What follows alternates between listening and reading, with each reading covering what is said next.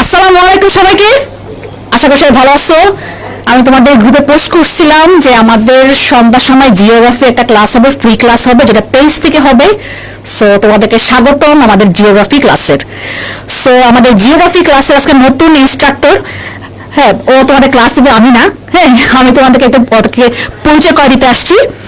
তো ও হচ্ছে কি অভিজিৎ সাহা, না তোমার নাম? হ্যাঁ অভিজিৎ সাহা, ও ঢাকা ইউনিভার্সিটিতে জিওগ্রাফি ডিপার্টমেন্টে। হ্যাঁ, সো ও এখন একটা ক্লাস নেবে, তোমাদের ফ্রি একটা ক্লাস নেবে, তোমরা ক্লাসটা করে দেখো। এবং হচ্ছে গিয়ে তোমার শুক্রবার থেকে আমাদের যে পেইড ব্যাচে ক্লাসটা হবে সেখানে নেওয়া শুরু করবে। বাট আজকে হচ্ছে গিয়ে তোমাদের যেহেতু প্রথমবার ক্লাস দিচ্ছে তোমাদের সাথে, এই জন্য আমি বললাম যে আচ্ছা ঠিক আছে তুমি তাহলে একটা ফ্রি ক্লাস নাও, তারপর আমরা হচ্ছে গিয়ে পেইড ব্যাচে ক্লাস নেব। সো আমি মানে গ্রুপে পোস্ট করছি, পেজে পোস্ট করছি যে আজকে আমাদের ক্লাস হবে হচ্ছে গিয়ে সন্ধ্যার সময় জিওগ্রাফি ক্লাস। সো তোমরা ক্লাসটা করো, আমার ক্লাস চলতেছে, আমি ওখান থেকে ক্লাস দিয়ে তোমাদেরকে জানানোর জন্য আসছি। হ্যাঁ, সো তোমরা আশা করি ভালো লাগবে, জিওগ্রাফি ক্লাসটা করে দেখো। এবং ইনশাল্লাহ আর তোমার হচ্ছে গিয়ে ফার্স্ট ক্লাস, তোমাদের হচ্ছে গিয়ে প্রাইভেট ব্যাচে ফার্স্ট ক্লাস শুক্রবারে, বাট আজকে আমাদের ফ্রি ক্লাস দিচ্ছি। তাহলে তোমরা ক্লাসটা করো অভিজিতের, ওকে?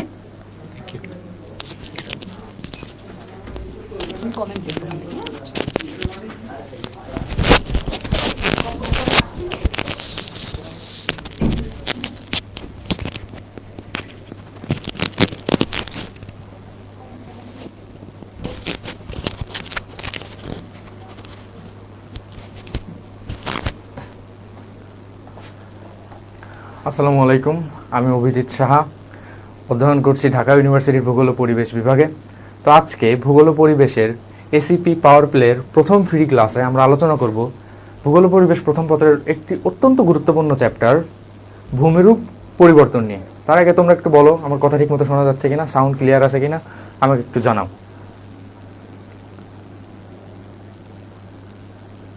ওয়ালাইকুম আসসালাম, সাউন্ড ক্লিয়ার? সাউন্ড ক্লিয়ার নাকি আমাকে একটু জানাও। সাউন্ড ক্লিয়ার শোনা যাচ্ছে কিনা আমাকে একটু জানাও।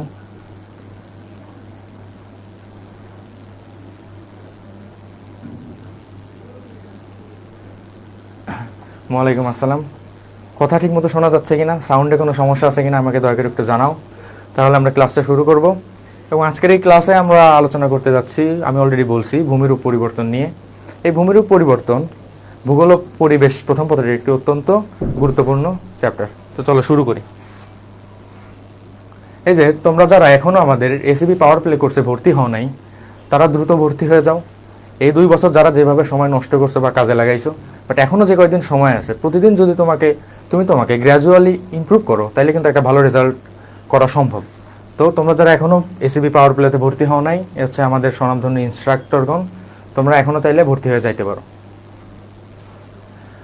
তো অধ্যায়তে ঢোকার প্রথমেই আমরা কি পড়তে যাচ্ছি বা এই অধ্যায়ে আমরা কি কি আলোচনা করব সেই বিষয় সম্পর্কে যদি আমাদের একটা আইডিয়া থাকে, তাহলে এটা আমাদের পক্ষে অত্যন্ত বেটার হয় যে আমরা কি করতেছি এটা যদি করার আগে জানি, তাহলে জিনিসটা আমাদের জন্য বেটার হয়। তো এই অধ্যায়ে আমরা কি কি আলোচনা করব এবং কি কি শিখতে যাচ্ছি, চলো সেগুলো দেখে নেওয়া যাক।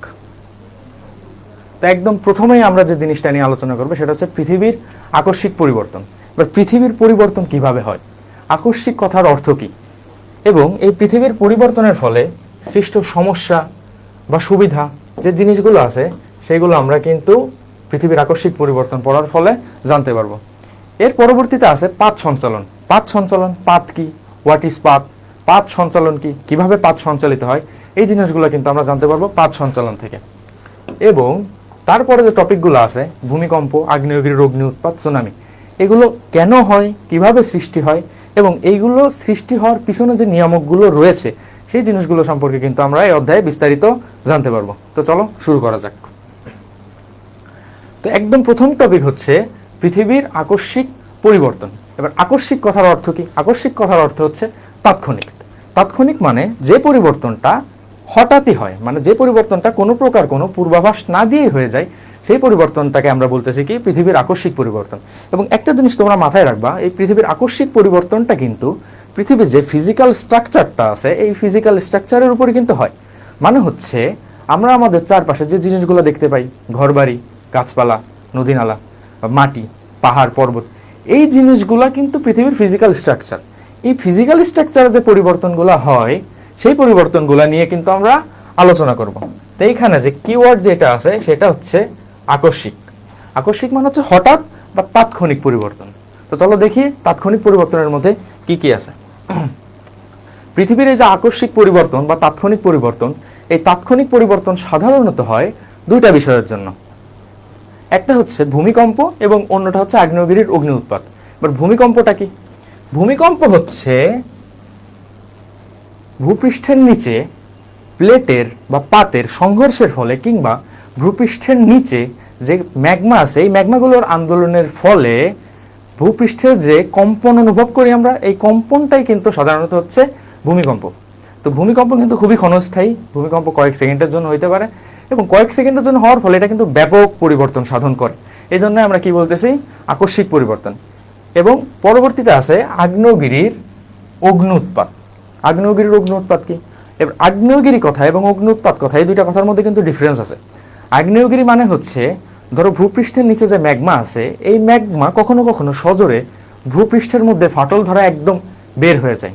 তো এই যখনই এই ম্যাগমাটা বাইরে বের হয়ে আসে তখন কিন্তু এই গলিত পাথর ভূপৃষ্ঠের উপর ছড়িয়ে পড়ে। তো যখন ছড়িয়ে পড়ে এগুলো যখন শক্ত হয়, সলিডিফাই হয়, তখন যে ভূমিরূপ গঠন করে সেই ভূমিরূপটাকেই কিন্তু আমরা বলতেছি কি? আগ্নেয়গিরি। আর অগ্নি উৎপাত কি? অগ্নি উৎপাত হচ্ছে ম্যাগমা যখন বাইরে বের হয়ে আসে তখন ভূপৃষ্ঠের অভ্যন্তরে থাকা তরল পদার্থ যেমন ম্যাগমা, ধূম্র, বাষ্প এই সবই কিন্তু একই সাথে বের হয়ে আসে। তো যখনই বের হয়ে আসে তখন সেই ব্যাপারটাকে আমরা কি বলতেছি? অগ্নি উৎপাত। এই যে পৃথিবীর বিখ্যাত কিছু আগ্নেয়গিরি, পৃথিবীর বিখ্যাত কিছু আগ্নেয়গিরির মধ্যে এখানে দেখতে পাচ্ছ হাওয়াই দ্বীপের মৌনলিয়া। এবং আগ্নেয়গিরিগুলো কিভাবে সৃষ্টি হয়েছে এটা আমরা আগেই বলছি। ভেতর থেকে যখন ম্যাগমা বাইরে বের হয়ে আসে, ভেতর থেকে ম্যাগমা যখন বাইরে বের হয়ে আসবে, এই মনে করো পৃথিবীর অভ্যন্তরে ধরো ম্যাগমা থাকে। এটাকে আমরা কি বলতেছি? এটাকে আমরা বলতেছি হচ্ছে ম্যাগমা। এই ম্যাগমা যখন অত্যন্ত গরম হয় বা এমন পর্যায়ে সৃষ্টি হয় যে ম্যাগমা বাইরে বের হয়ে আসবে, তখন যে মুখটা দিয়ে ম্যাগমাটা বাইরে বের হয়ে আসে এই মুখটাকে আমরা কি বলতেছি? এই মুখটাকে আমরা বলতেছি কি? জ্বালামুখ। তো এই জ্বালামুখ দিয়ে যখন ম্যাগমাটা ভেতর থেকে বাইরে বের হয়ে আসে তখন যে উৎপাতের সৃষ্টি হয় সেটাকে আমরা বলতেছি কি? অগ্নি উৎপাত। কিন্তু এখানে একটা জিনিস মাথায় রাখতে হবে, যখন ভূপৃষ্ঠের অভ্যন্তরে ছিল তখন আমরা সেই গলিত পদার্থকে ম্যাগমা হিসেবে জানতাম। কিন্তু যখনই এই জিনিসটা বাইরে বের হয়ে আসলো তখন কিন্তু ওই জিনিসটাকে আর আমরা ম্যাগমা বলতে পারবো না। তখন ওই জিনিসটাকে আমাদের কি বলা লাগবে? তখন ওই জিনিসটাকে আমাদের বলা লাগবে কি? লাভা। তো এই লাভা সমূহ যখন জ্বালামুখ দিয়ে বের হয়ে ভূপৃষ্ঠের উপরে একটা আস্তরণ সৃষ্টি করে এবং এই গলিত পদার্থগুলো পৃথিবীর নিচের যে তাপ সেই তাপের তুলনায় কিন্তু পৃথিবীর উপরে তাপমাত্রা অত্যন্ত কম। এই অত্যন্ত কম তাপে যখন যেগুলো আস্তে আস্তে শক্ত হইতে শুরু করে তার ফলে কিন্তু যে ভূমিরূপের সৃষ্টি হয় সেই ভূমিরূপকে আমরা বলতেছি কি? আগ্নেয়গিরি। তো এইভাবে আগ্নেয়গিরি শুরু হয়। তো পৃথিবীর বিখ্যাত কিছু আগ্নেয়গিরির নাম তোমরা এখানে দেখতে পাচ্ছ, এগুলো এমসিকিউর জন্য ইম্পর্টেন্ট, এটা দেখে রেখো।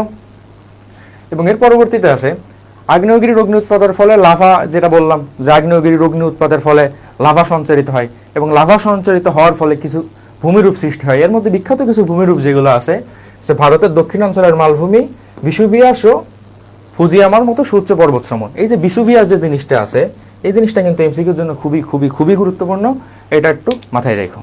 তো এই হচ্ছে গেল আগ্নেয়গিরির অগ্নি উৎপাত। এরপরে আমরা চলে আসলাম হচ্ছে টপিক 2-তে। টপিক 2 কি? পাত সঞ্চালন। পাত সঞ্চালন। সঞ্চালন মানে তো আমরা সবাই জানি। সঞ্চালন মানে কি ভাইয়া বলো? সঞ্চালন মানে হচ্ছে মুভমেন্ট বা কি? চলন। চলন কি?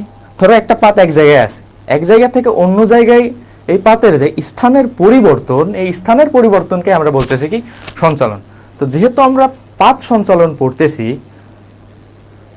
তো পাত সঞ্চালন পড়ার আগে পাতটা কি এই পাত সম্পর্কে আমাদের একটু জেনে নেওয়া দরকার। তো পাত সম্পর্কে জানার আগে একদম প্রথমে যেটা বলতে হয়,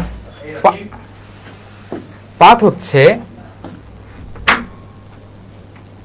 পৃথিবীর এটাকে যদি আমরা পৃথিবীর ইন্টারনাল স্ট্রাকচার হিসেবে কল্পনা করি, তো পৃথিবীর ইন্টারনাল স্ট্রাকচার হিসেবে কল্পনা করলে সব থেকে বাইরে যে পার্টটা রয়েছে, সব থেকে বাইরের এই পার্টটাকে আমরা কিন্তু বলতেছি কি, ভূত্বক।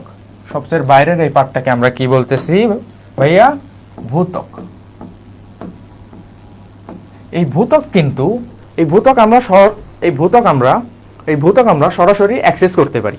অ্যাক্সেস করতে পারি কিভাবে? আমরা যে হাঁটাচলা করি বা গাছপালা, পাহাড় পর্বত যে অঞ্চলসমূহে আছে, এটাকে কিন্তু আমরা বলতেছি ভূত্বক। তো এই ভূত্বকটার যে মাটিটা, এই মাটিটার কিন্তু একটা স্পেসিফিক নাম আছে। এই মাটিটাকে আমরা বলি হচ্ছে কি, সীমা। এই সীমার মিনিং আছে, সীমা হচ্ছে এই যে সি স্ট্যান্ড ফর কি, সিলিকন, এবং মা স্ট্যান্ড ফর কি, ম্যাগনেসিয়াম। তো ভূত্বক বুঝতে পারলাম। এইবার ভূত্বক যে অংশের উপর অবস্থিত, সেই অংশকে বলা হয় হচ্ছে পাত। এবারে ভূত্বক যে অংশের উপর অবস্থিত, সেই অংশটাকে বলা হয় হচ্ছে কি, পাত বা প্লেট। মানে ভূত্বকের ঠিক নিচেই বড় চাই, যে চাইয়ের উপর মহাদেশগুলো অবস্থিত, এমন চাইগুলোকে আমরা বলতেছি কি, পাত। এই পাতগুলোকে আবার কি নামে অভিহিত করা হয়? এই পাতগুলোকে আবার অভিহিত করা হয় কি নামে? সীমা নামে অভিহিত করা হয়, সীমা।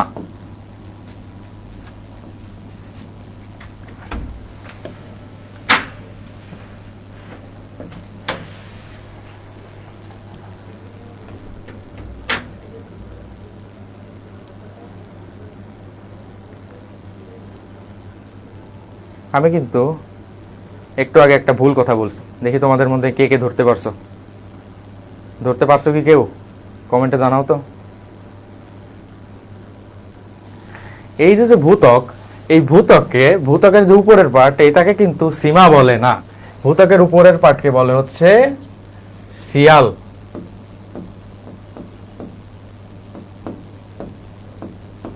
যারা ধরতে পারছো ভাইয়া, তাদেরকে অভিনন্দন। যারা ধরতে পারছো যে ভূত্বকের উপরের পার্টকে আসলে সীমা বলে না, ভূত্বকের উপরের পার্টকে বলা হচ্ছে সিয়াল। তার মানে হচ্ছে সিলিকন, আর আল অর্থাৎ হচ্ছে অ্যালুমিনিয়াম। তো ভূত্বকের নিচে যে পাতগুলো থাকে, যে পাতগুলোর উপর মহাদেশগুলো অবস্থিত, সেই পাতগুলোকে আমরা বলতেছি সীমা। এই সীমার সি স্ট্যান্ড ফর কি, সিলিকন, এবং এম মা স্ট্যান্ড ফর হচ্ছে ম্যাগনেসিয়াম।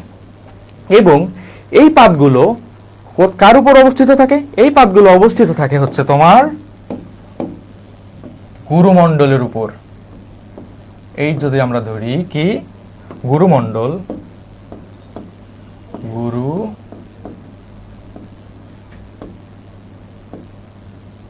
গুরুমণ্ডল।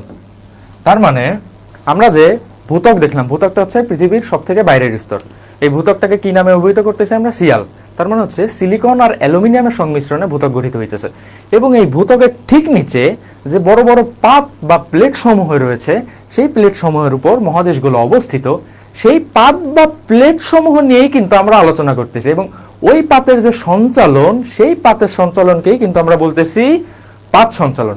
আবার আরেকটু জেনে রাখো, ওই পাতটা কিন্তু থাকে গুরুমণ্ডলের ঠিক উপরে। এবং এই যে পাত এবং গুরুমণ্ডলের মাঝামাঝি যে স্তর, এই স্তরটাকে বলা হয় হচ্ছে তোমার কি ভাইয়া? কেউ কি জানো? এই যে এই যে হচ্ছে পাত এবং গুরুমণ্ডলের মাঝে যে স্তর, এই স্তরটাকে কি বলা হয়? এই স্তরটাকে বলা হয় হচ্ছে কি, অ্যাসথেনোস্ফিয়ার।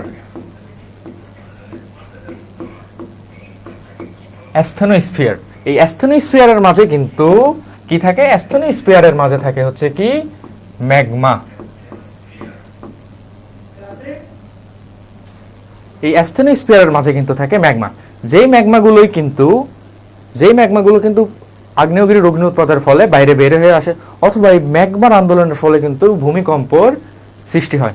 তো এই ছিল আমাদের পাত সম্পর্কিত আলোচনা। তো পাত কি, পাত কেন, পাত কিভাবে সৃষ্টি হয়, বা পাতগুলোর কাজ কি, কোথায় থাকে, এটাকে আমরা বুঝতে পারছি কিনা?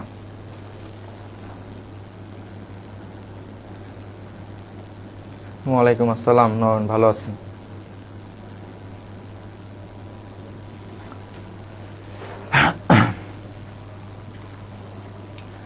তো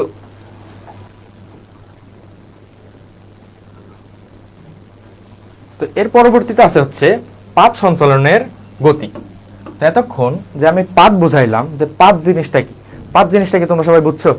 তো পাত জিনিসটা যদি তোমরা বুঝে থাকো, এই পাত সঞ্চালন মানে আগেই বলছি, সঞ্চালন মানে এক জায়গা থেকে আরেক জায়গায় মুভ করা। তো এই পাত সঞ্চালনের কিন্তু একটা নির্দিষ্ট গতি আছে, এবং এই পাত সঞ্চালনের গতি কয়টি কারণে সৃষ্টি হয়? 3টি কারণে সৃষ্টি হয়।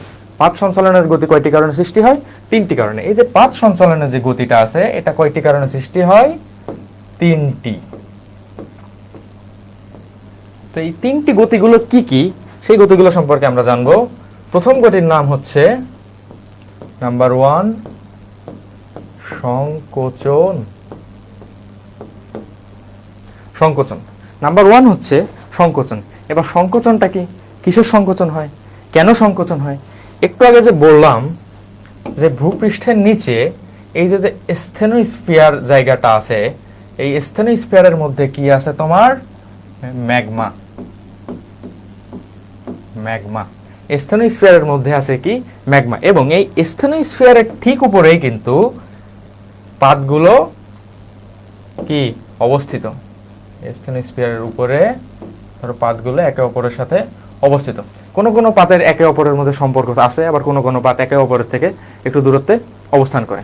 তো পাতগুলো যখন উপরে অবস্থিত, তো এগুলোকে আমরা কি বলতেছি? পাত। পাত। তো ম্যাগমার উপরে বা স্থেনোস্ফিয়ারের যে ম্যাগমা আছে, এই ম্যাগমার উপরে কিন্তু পাত সমূহ অবস্থিত। তো এই যে পাত, এই পাত সমূহ কিন্তু সংকোচন বা প্রসারণের ফলে, এই পাত সমূহ সংকোচন বা প্রসারণের ফলে কিন্তু গতির সৃষ্টি হয়। এবার সংকোচন প্রসারণ হয় কার? পাতের কি সংকোচন প্রসারণ হয়? না ভাইয়া, পাতের কিন্তু সংকোচন প্রসারণ হয় না। পাতের নিচে এই যে তরল পদার্থ আছে ম্যাগমা, এই ম্যাগমাগুলোর কিন্তু সংকোচন বা প্রসারণ হয়।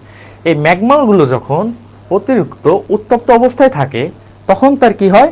প্রসারণ হয়। কিন্তু যখনই তাপমাত্রার তারতম্যের কারণে এই ম্যাগমাগুলো একটু গলতে শুরু করে বা এই ম্যাগমাগুলো একটু জমতে শুরু করে, তখন কিন্তু এই ম্যাগমাগুলো সংকোচন হয়। এবার ম্যাগমাগুলো যখন সংকোচন হইতেছে, মানে ম্যাগমাগুলো ধরো এই অবস্থায় ছিল, এই অবস্থার থেকে এই অবস্থায় সংকুচিত হচ্ছে, তখন পাতগুলো যে ভিত করে ম্যাগমার উপর যে ভিত করে দাঁড়াইছিল, তখন কি ওর ভিত আর আগের মতো থাকবে?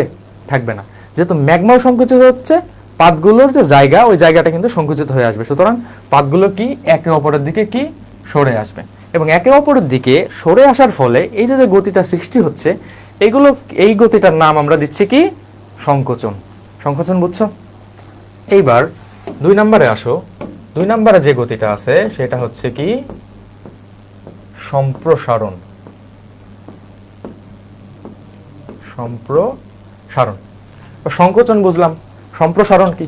সম্প্রসারণ হচ্ছে একইভাবে ধরো দুইটা পাত আছে, একইভাবে ধরো দুইটা পাত আছে আমাদের, একটা পাত একটা পাত, এবং পাতের নিচে একইভাবে স্থেনোস্ফিয়ারে লাভাগুলো কিন্তু অবস্থিত। তো এই লাভা যখন সংকুচিত হবে, এই লাভা যখন সংকুচিত হয়ে আসবে, তখন কি হয়েছে আমরা দেখছি। এবার লাভা যখন অতিরিক্ত উত্তাপে সম্প্রসারিত হবে, যখন সম্প্রসারিত হবে, তখন লাভাগুলোর মুভমেন্ট কোন দিকে হবে? এদিকে ভাইয়া, কারণ একে অপরের থেকে দূরে সরে যাচ্ছে। এবার যেহেতু পাতগুলো লাভার উপর ভিত্ত অবস্থায় দাঁড়াইছিল, যেহেতু তোর নিচ থেকে ফ্লুইডটা সরে যাচ্ছে আস্তে আস্তে, তার মানে কি পাতগুলো কি একে অপরের থেকে দূরে সরে যাবে না? বুঝতে পারছো? তো পাতগুলো যখন একে অপরের থেকে দূরে সরে যাচ্ছে, তখন কিন্তু পাতের কি হইতেছে? সম্প্রসারণ। বুঝছো? এইবার 3 নাম্বার যে গতিটা আছে, সেই গতিটা কিন্তু অত্যন্ত গুরুত্বপূর্ণ, এবং এই দুইটার মধ্যে এত সহজ না, এটা একটু কমপ্লিকেটেড। ওইটা বোঝার জন্য 3 নাম্বারে আছে কি? এটার নাম হচ্ছে কি? পার্শ্বীয় গতি। 3 নাম্বারে যেটা আছে, এটাকে আমরা কি বলতেছি? পার্শ্বীয় গতি। এবার পার্শ্বীয় গতির কিভাবে সৃষ্টি হয়? ধরো তুমি যদি মহাবিশ্বের মানচিত্রের দিকে তাকাও, মহাবিশ্বের মানচিত্রের দিকে যদি তুমি তাকাও, এই যে টোটাল 7টা প্লেট আছে। একটা গুরুত্বপূর্ণ তথ্য, এই যে আমরা পাত পড়তেছি, পৃথিবীতে টোটাল কতগুলো পাত আছে? 7টি। এই যে টোটাল 7টি পাত আছে, এটা কিন্তু এমসিকিউ এর জন্য খুবই খুবই খুবই গুরুত্বপূর্ণ। যখন আমরা এমসিকিউ প্র্যাকটিস করব, তখন দেখবা এমসিকিউ গুলো কত বোর্ডে কিভাবে আসে। তো মহাবিশ্বের টোটাল পাত আছে কতগুলো? 7টি। তো এই পার্শ্বীয় গতি কিভাবে সৃষ্টি হচ্ছে? ধরো বাম দিকে যদি তুমি তাকাও, তখন উত্তর আমেরিকা এবং দক্ষিণ আমেরিকার পাতের পাশে এইখানে কিন্তু অবস্থিত কি? ইউরাশিয়ান পাত। এটা কি? এটা হচ্ছে উত্তর আমেরিকান পাত, দক্ষিণ আমেরিকান পাত, এটা কি? ইউরাশিয়ান পাত। এই ইউরাশিয়ান পাত, উত্তর আমেরিকান পাত, দক্ষিণ আমেরিকার পাতের মাঝখানে কিন্তু কিছুটা ফাঁকা স্থান আছে। এই ফাঁকা স্থানে মহাসমুদ্র। তো যখন অ্যাস্থেনোস্ফিয়ারের ম্যাগমাগুলোর আন্দোলন হয়, বা অ্যাস্থেনোস্ফিয়ারে শুধুমাত্র ম্যাগমাই নাই, অ্যাস্থেনোস্ফিয়ারে কিন্তু ম্যাগমা এছাড়া অত্যন্ত অনেক তরল পদার্থগুলো আছে খুবই উত্তপ্ত অবস্থায়। যখন ওই তরল পদার্থগুলোর আন্দোলন হয়, তখন এই পাত কি করবে? এই পাত কিন্তু এর যে গতিটা হবে সেটা কিন্তু এক সাইডে বা পার্শ্বিক, এটা উত্তর ও দক্ষিণ আমেরিকার দিকে ধাবিত হইতে চাইবে। তো যখনই এক পাশে বা যে কোনো একটা সাইডে মুভ করবে, যে কোনো একটা ইন্ডিভিজুয়াল পাত, তখন সেই পাতের গতিকে আমরা কি বলতেছি ভাইয়া? পার্শ্বীয় গতি। তাহলে পাত সঞ্চালন আমরা জানলাম। পাত সঞ্চালনের গতি কত প্রকার? 3 প্রকার পাত সঞ্চালনের গতি আছে: সংকোচন গতি, সম্প্রসারণ গতি এবং পার্শ্বীয় গতি। সংকোচন গতি কি, সম্প্রসারণ গতি কি, পার্শ্বীয় গতি কি, পার্শ্বীয় গতি সম্পর্কে আমরা জানলাম। এবার তোমরা আমাকে বলো তো বুঝছো কিনা।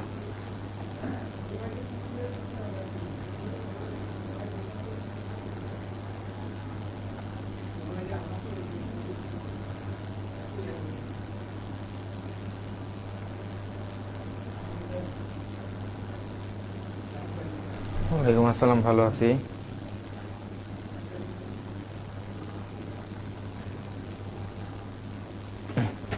ইউরেশিয়ান পাত কি? ইউরেশিয়ান পাত হচ্ছে এই যে আমরা 7টা পাতের কথা বললাম, পাত সঞ্চালন। এই যে আমরা 7টা পাতের কথা বললাম, এই 7টা কিন্তু মহাবিশ্বীয় পাত। মহাবিশ্ব না, 7টা যে মহাদেশীয় পাত আছে, এটা 7টা মহাদেশীয় পাত।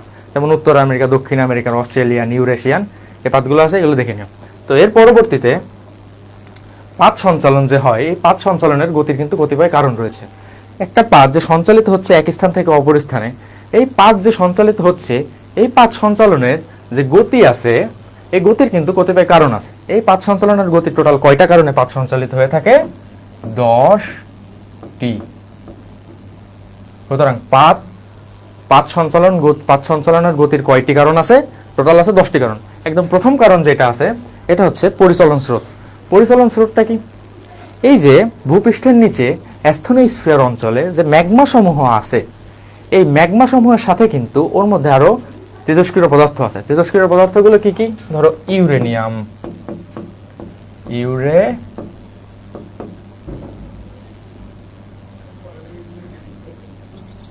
আছে কি? ইউরেনিয়াম। তারপরে ধরো তেজস্ক্রিয় পদার্থ আর কি কি আছে? Uranium, thorium. তো এই তেজস্ক্রিয় পদার্থগুলো কি কি? এই তেজস্ক্রিয় পদার্থগুলো কিন্তু অত্যন্ত শক্তিশালী। সেই তেজস্ক্রিয় পদার্থের শক্তির ফলে যখন ম্যাগমাগুলো স্থানচ্যুত হয় বা এক স্থান থেকে অন্য স্থানে সরে যায়, তখন কিন্তু পাতগুলোর গতির পরিবর্তন ঘটে। সুতরাং আমরা যেটা চিত্রের মাধ্যমে দেখি, তো এই হচ্ছে ধরো এর নিচে ধরো 2টা পাত আছে আমাদের। ধরো এই সাইডে একটা পাত, এই সাইডে একটা পাত, এবং পাতের নিচে আছে হচ্ছে কি? ধরো এখানে যে ম্যাগমা সমূহ আছে। এবারে ম্যাগমা সমূহ যখন মানে এক পাশ থেকে অন্য পাশে সরে যায়, ধরো এইগুলো এদিকে সরে যাচ্ছে। এবার সরে যাচ্ছে কিসের প্রভাবে? এগুলো বিজ্ঞানীরা ধারণা করেছেন এগুলো সরে যাচ্ছে কি? এই যে সকল তেজস্ক্রিয় পদার্থ, ইউরেনিয়াম, থোরিয়াম ইত্যাদির প্রভাবে, এই যে তেজস্ক্রিয় পদার্থগুলো আছে এগুলোর প্রভাবে এই যে ম্যাগমাগুলোর স্রোত এদিকে সরে যাচ্ছে। এই সরে যাওয়ার ফলে যে গতিটা সৃষ্টি হয়, সেইগুলোকে আমরা, সেই গতির নাম আমরা কি দিচ্ছি? পরিচলন স্রোত। এটা কি? পাত। এবং পাতের নিচে যেটা আছে এটাকে কি আমরা বলতেছি? ম্যাগমা। তার মানে পরিচলন স্রোতকে আমরা বুঝছি। এর পরবর্তীতে আছে হচ্ছে আগ্নেয়গিরির অগ্নি উৎপাত। এবার আগ্নেয়গিরি কি? আগ্নেয়গিরির অগ্নি উৎপাতের ফলে কিভাবে পাতগুলো সঞ্চালিত হয়ে থাকে? এবার আগ্নেয়গিরির অগ্নি উৎপাতে আমরা আগেই দেখাইছিলাম, এই যে অ্যাস্থেনোস্ফিয়ারের ম্যাগমাগুলো, এগুলো যখন প্রচন্ড চাপে ভেতর থেকে বাইরে বের হয়ে আসে, তখন কিন্তু যখন বাইরে বের হয়ে আসতেছে, তখন এই আগ্নেয়গিরির অগ্নি উৎপাতের ওই চাপে কিন্তু প্লেটগুলোর অবস্থার তারতম্য কিন্তু ঘটতেছে। যে তারতম্য ঘটতেছে, সেই তারতম্যের কারণে যে গতি সৃষ্টি হচ্ছে, সেই গতি কারণকে আমরা কি হিসেবে দায়ী করতেছি? আগ্নেয়গিরির অগ্নি উৎপাত। এইবার আরেক কিছু কারণ আছে, যেমন আগ্নেয়গিরির অগ্নি উৎপাতের ফলে কিন্তু নিচে যে ম্যাগমা সমূহ আছে, ধরো এই যে নিচে যে ম্যাগমা সমূহ আছে, ধরো ম্যাগমার উপর আমাদের প্লেট আছে দুটি, ধরো ম্যাগমার উপর ধরো দুটি প্লেট আছে, ধরো ম্যাগমার উপর দুটি প্লেট আছে। যখন এখান থেকে লাভাগুলো বাইরে বের হয়ে আসতেছে জ্বালামুখ দিয়ে, তখন কিন্তু এইখানে লাভার যে ঘনত্ব ছিল, এই ঘনত্বের কি কি দেখা যাচ্ছে, আগে ঘনত্ব ছিল বেশি, লাভা বের হয়ে যাওয়ার ফলে ঘনত্ব কিন্তু কমে গেছে। এই ঘনত্ব কমে যাওয়ার ফলে কি হচ্ছে, এই যে পাতগুলোর অবস্থার কিন্তু স্থান পরিবর্তিত হচ্ছে বা পাতগুলোর মধ্যে গতিশীলতার সৃষ্টি হচ্ছে। তো এই যে গতিশীলতা, এটাকে আমরা কি বলতেছি, আগ্নেয়গিরির অগ্নি উৎপাতের ফলে পাত সঞ্চালনের গতি। তো এর পরবর্তীতে আছে হচ্ছে ঘনত্বের তারতম্য। ঘনত্ব মানে তো আমরা জানি, ঘনত্বের তারতম্যের কারণেও কিন্তু প্লেটগুলোর সঞ্চালন হয়ে থাকে। কেননা আমরা জানি কোনো তরল বা কোনো কিছু কঠিন পদার্থ অধিক ঘনত্বের স্থান থেকে কম ঘনত্বের স্থানে আসে। সুতরাং এই যে প্লেটগুলো আমরা দেখি, ধরো এই যে প্লেটগুলো আমরা দেখতেছি, প্লেট বা পাতগুলো আমরা যে দেখতেছি, এই পাতগুলোর নিচে যে ম্যাগমা সমূহ আছে, যে ম্যাগমা সমূহ আছে, পাতগুলোর নিচে যে ম্যাগমা সমূহ আছে, এই ম্যাগমা সমূহ কিন্তু সব জায়গায় সমান ঘনত্বের নাই। ধরো এক পাশে ঘনত্ব বেশি, এই পাশে ধরো ঘনত্ব কি বেশি, আর অন্য এক পাশে ঘনত্ব কি, ধরো এই পাশে ঘনত্ব কি কম।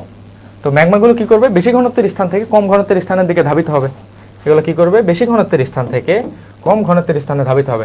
তো ধাবিত হওয়ার পরে প্লেটগুলোর নিচে যে ম্যাগমার বা তরল পদার্থের যে আধিক্য ছিল, সেটা কিন্তু আস্তে আস্তে কমে যাবে। কমে যাওয়ার ফলে প্লেটের কি হবে, গতির সৃষ্টি হবে। তো এই যে গতির সৃষ্টি হইলো পাত সঞ্চালনের ফলে, এটাকে আমরা, এটা কেন হইলো, ঘনত্বের তারতম্যের কারণে। কোথায় ঘনত্বের তারতম্য, ম্যাগমা। আর ম্যাগমা আছে কই, অ্যাস্থেনোস্ফিয়ারে। এবং এর পরবর্তীতে আছে হচ্ছে চৌম্বক। চৌম্বক এটা খুবই গুরুত্বপূর্ণ পয়েন্ট।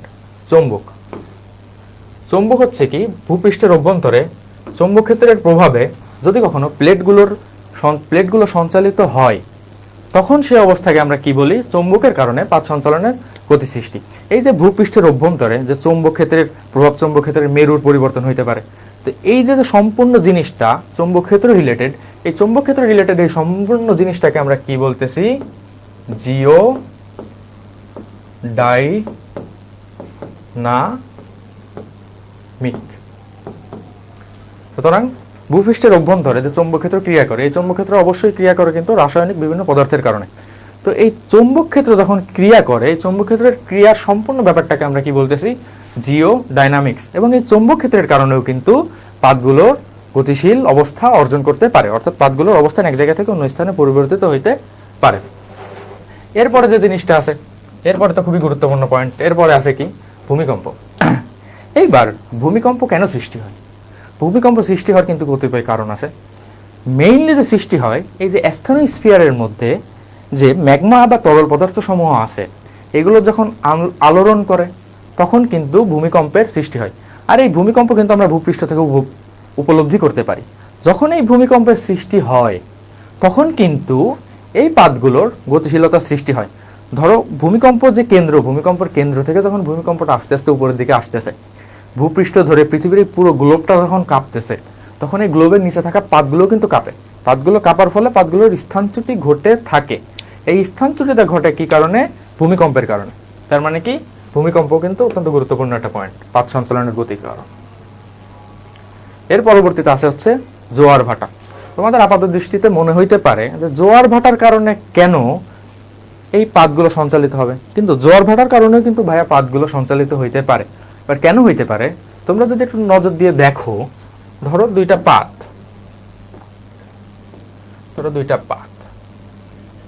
ধরো পাতগুলো আছে কোথায়, কার নিচে, ওশানিক ক্রাস্টের নিচে। ওশানিক ক্রাস্ট কি, ওশানিক ক্রাস্ট হচ্ছে সমুদ্রের নিচে যে মাটিটা আছে, ওইটাকে বলা হচ্ছে কি, ওশানিক ক্রাস্ট। ধরো এটাকে যদি আমরা একটা ওশান ধরি,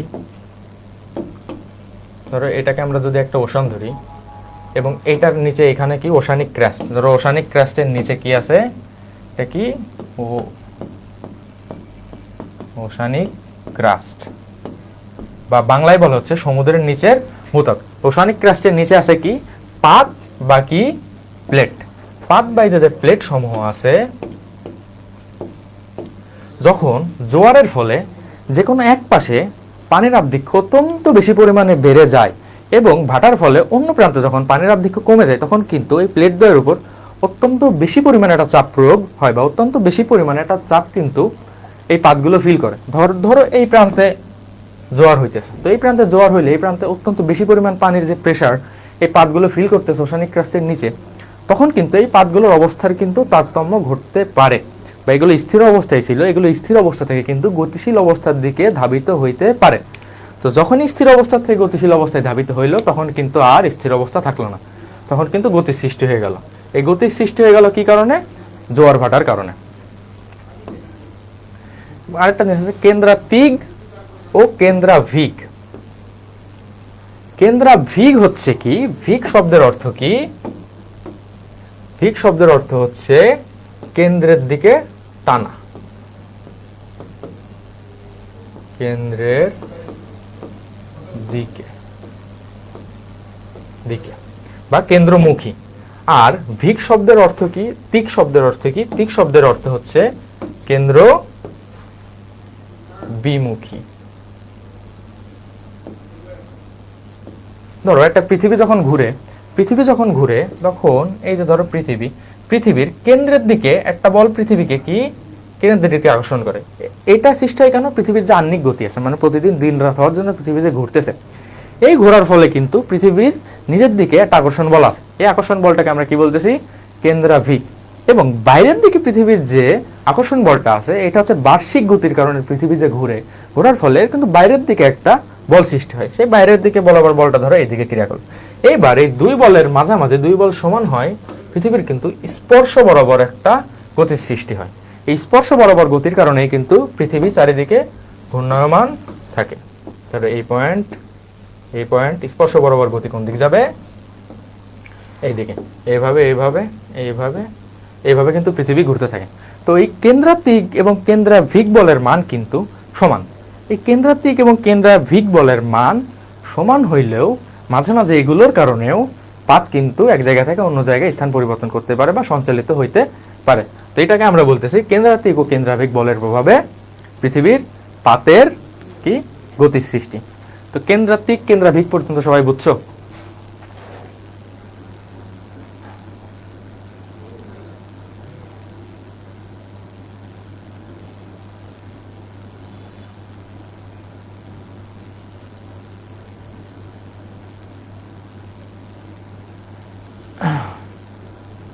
আর একটু বড় করে লেখেন। আচ্ছা দুঃখিত, বড় করে লিখতেছি।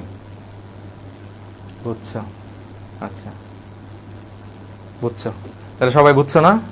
তাহলে কিন্তু কেন্দ্রাতিগ ও কেন্দ্রাভিগ পর্যন্ত আমাদের হয়ে গেছে। তার মানে কেন্দ্রাতিগ এবং কেন্দ্রাভিগ পর্যন্ত কিন্তু আমরা সবাই বুঝতে পারছি।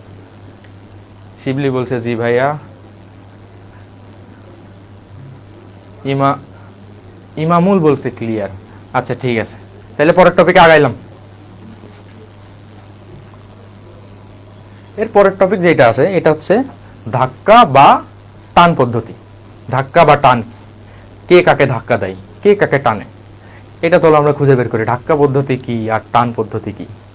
ধরো দুইটা প্লেট, একটা প্লেট, এই কি দুইটা প্লেট, এবং প্লেটের নিচে একইভাবে স্থনোস্ফিয়ারে ধরো কি আছে? ম্যাগমা আছে। এই ম্যাগমা যখন উপরের দিকে ধাক্কা দেয়, ধরো ম্যাগমা যখন ভূপৃষ্ঠের বাইরে বের হয়ে আসে বা অগ্নি উৎপাত যখন হয়, যখন বাইরের দিকে ধরো বের হয়ে আসে, বাইরের দিকে বের হয়ে আসা, এটাকে কি বলে? এটাকে বলো এই বাইরের দিকে ধাক্কা দেওয়ার ফলে এই যে প্লেটগুলো আছে, প্লেটগুলোর যে গতিশীলতা সৃষ্টি হয়, এটাকে আমরা কি বলতেছি ভাইয়া? এটাকে বলতেছি ভাইয়া কি? ধাক্কা। ধাক্কা। একইভাবে ধাক্কার পরে প্লেটগুলোর গতি সৃষ্টি হচ্ছে। একইভাবে যখন এই যে ম্যাগমাগুলো নিচে আসে, ম্যাগমা বা তরল পদার্থগুলো স্থনোস্ফিয়ারের নিচে আসে, এগুলো যখন সংকুচিত হয়ে নিচের দিকে গমন করে তখন কি হয়? এগুলো যখন ধরো সংকুচিত হয়ে ধরো নিচের দিকে গমন করতেছে, সংকুচিত হয়ে যদি নিচের দিকে গমন করে, তাহলে ওই যে একইভাবে প্রথমে বুঝাইছিলাম, এই যে প্লেটগুলো যেহেতু এর উপর বেস করে দাঁড়ায় আছে, তো ম্যাগমা যখন নিচে নামবে তো প্লেট তো বেসিক্যালি আর দাঁড়ায় থাকতে পারবে না। তো প্লেট যেহেতু দাঁড়ায় থাকতে পারবে না, প্লেটও কিন্তু নিচের দিকে ধাবিত হবে। একই সাথে ধাবিত হওয়ার ফলে কি হইলো? এই পাশে তাইলে কি ঘটলো? টান। তাহলে ধাক্কা কি টান কি এটাকে বুঝতে পারছো? ধাক্কা কি টান কি এটাকে বুঝতে পারছো? এবার হচ্ছে কি নিম্নাভিমুখী টেনে নেওয়ার তত্ত্ব। নিম্নাভিমুখী টেনে নেওয়ার তত্ত্ব। এবার নিম্নাভিমুখী কেমনে টানে? এই নিম্নাভিমুখী টেনে নেওয়ার তত্ত্ব আর এই যে ধাক্কা বা টান পদ্ধতি, এই দুইটা কিন্তু বেসিক্যালি সেমই। নিম্নাভিমুখী টেনে নেয় কিভাবে? নিম্নাভিমুখী যখন নিচে তরল পদার্থগুলো যখন এক জায়গা থেকে অন্য স্থানে সরে যায়, বা তরল পদার্থগুলো ধরো আগে ঘনত্ব বেশি ছিল, এখন ঘনত্ব সামহাও কমে গেছে, তখন কিন্তু কি হয়, এই যে ইগুলা আছে, এই যে তোমার যে প্লেটগুলো আছে, এইগুলো কিন্তু সরে যায়। কিন্তু এর আরেকটা যে গুরুত্বপূর্ণ ব্যাখ্যা আছে নিম্নাভূমিকে টেনে নেওয়ার তত্ত্বে, সেটা হচ্ছে ধরো পৃথিবীর সব জায়গায় তো আর সমান পরিমাণে ভূত্বক নাই। ধরো এমন এমন জায়গায় মাটি বা গিরিখাত অত্যন্ত গভীর পর্যন্ত নেমে গেছে, কি গেছে না? ধরো এক জায়গায় গিরিখাতের অত্যন্ত দূর পর্যন্ত কি নেমে গেছে, মাটি নেমে গেছে বা ভূত্বকটা নেমে গেছে, একদম ধরো গুরুমণ্ডলের কাছাকাছি। যখনই নেমে গেছে নিচে, ধরো এইটা হচ্ছে ভূত্বক।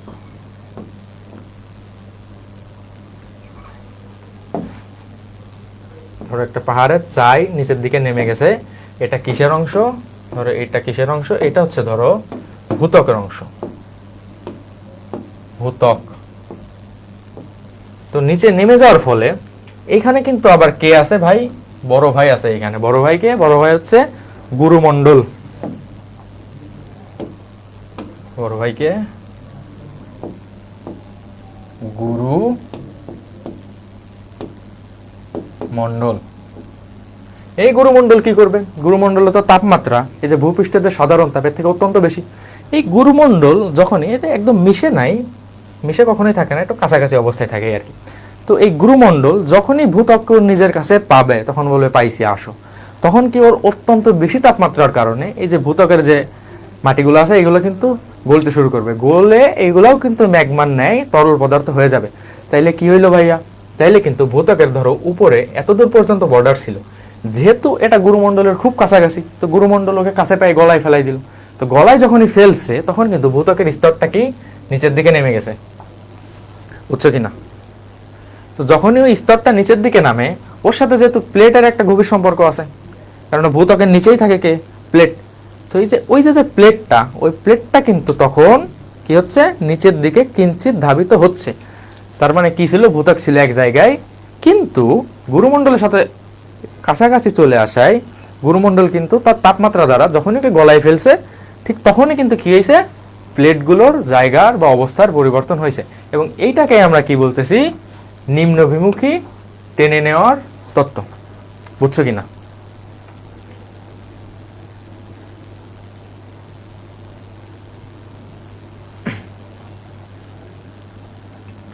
বুঝছো কিনা? বুঝছো কিনা? বলো বলো বলো, বুঝছো কিনা?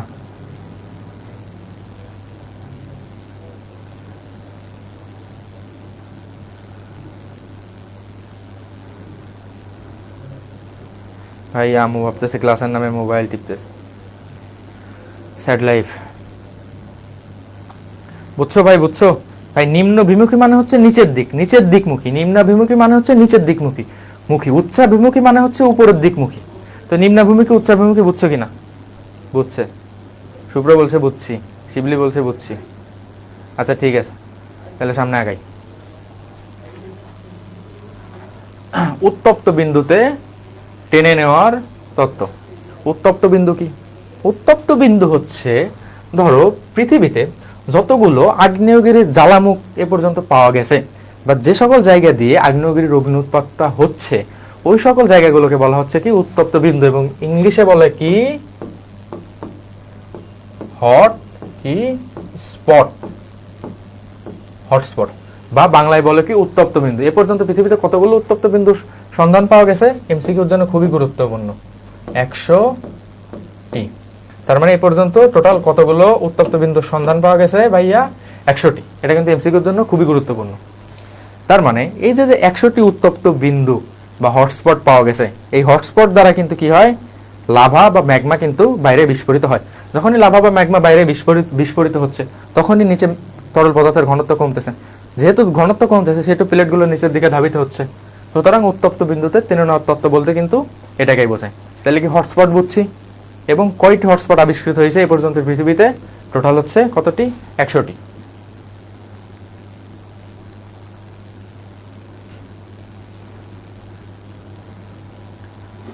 তো এই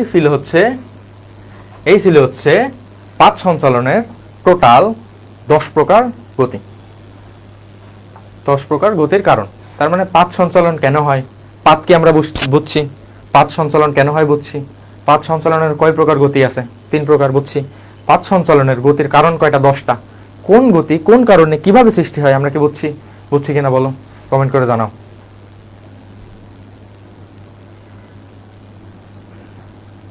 আমার কাছে প্রতিদিন বন্ধুরা হটস্পট নিয়ে চালায়, এই হটস্পট না রে বাবা, এই হটস্পট না। এর পরবর্তী টপিক 3-এ আছে আমাদের কি? টপিক 3-এ আছে কি? ভূমিকম্প। ভূমিকম্পটা কি ভাইয়া? ভূমিকম্প সম্পর্কে তোমাদের আগেই বলছি। ভূমিকম্প হচ্ছে পৃথিবীর যে আকস্মিক আলোড়ন, এই আকস্মিক আলোড়নকে আমরা কি বলতেছি? ভূমিকম্প।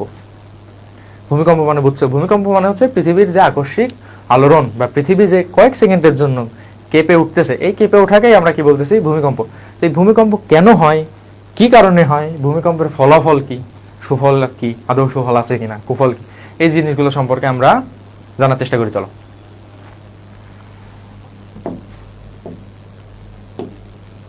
ভূমিকম্পের কারণ। ভূমিকম্পের সাধারণত 2টি কারণে ভূমিকম্প সৃষ্টি হয়ে থাকে, এবং মেইন যে কারণ সেটা হচ্ছে কি, ভূমিকম্পের সৃষ্টি হওয়ার মেইন কারণ সেটা হচ্ছে কি? প্রাকৃতিক, এবং আরেকটা কি অবভিয়াসলি, আরেকটা হচ্ছে কি? মানব সৃষ্ট। তার মানে ভূমিকম্পের কারণ হচ্ছে কয়টা? 2টা। একটা হচ্ছে প্রাকৃতিক কারণ, বা প্রাকৃতিক কারণে ভূমিকম্প হয়ে থাকে, এবং আরেকটা কারণ কি? সেটা হচ্ছে প্রাকৃতিক কারণ। Got it. তো আমরা প্রথমে কিন্তু আলোচনা করব প্রাকৃতিক কারণ নিয়ে। তো আরেকটা গুরুত্বপূর্ণ এমসিকিউ এখানে বলা যেতে পারে যে ভূমিকম্প পরিমাপ করা হয় যে যন্ত্র দিয়ে, সেই যন্ত্রের নাম কি? তোমরা আমার একটু জলদি কমেন্ট করে জানাও তো। ভূমিকম্প পরিমাপক যন্ত্রের নাম কি জানাও তো।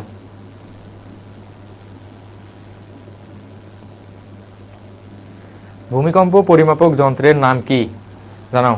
ভূমিকম্প পরিমাপক যন্ত্রের নাম আমি বলে দিচ্ছি। ভূমিকম্প পরিমাপক যন্ত্রের নাম হচ্ছে কি ভাইয়া? সিসমোগ্রাম। সিসমোগ্রাম।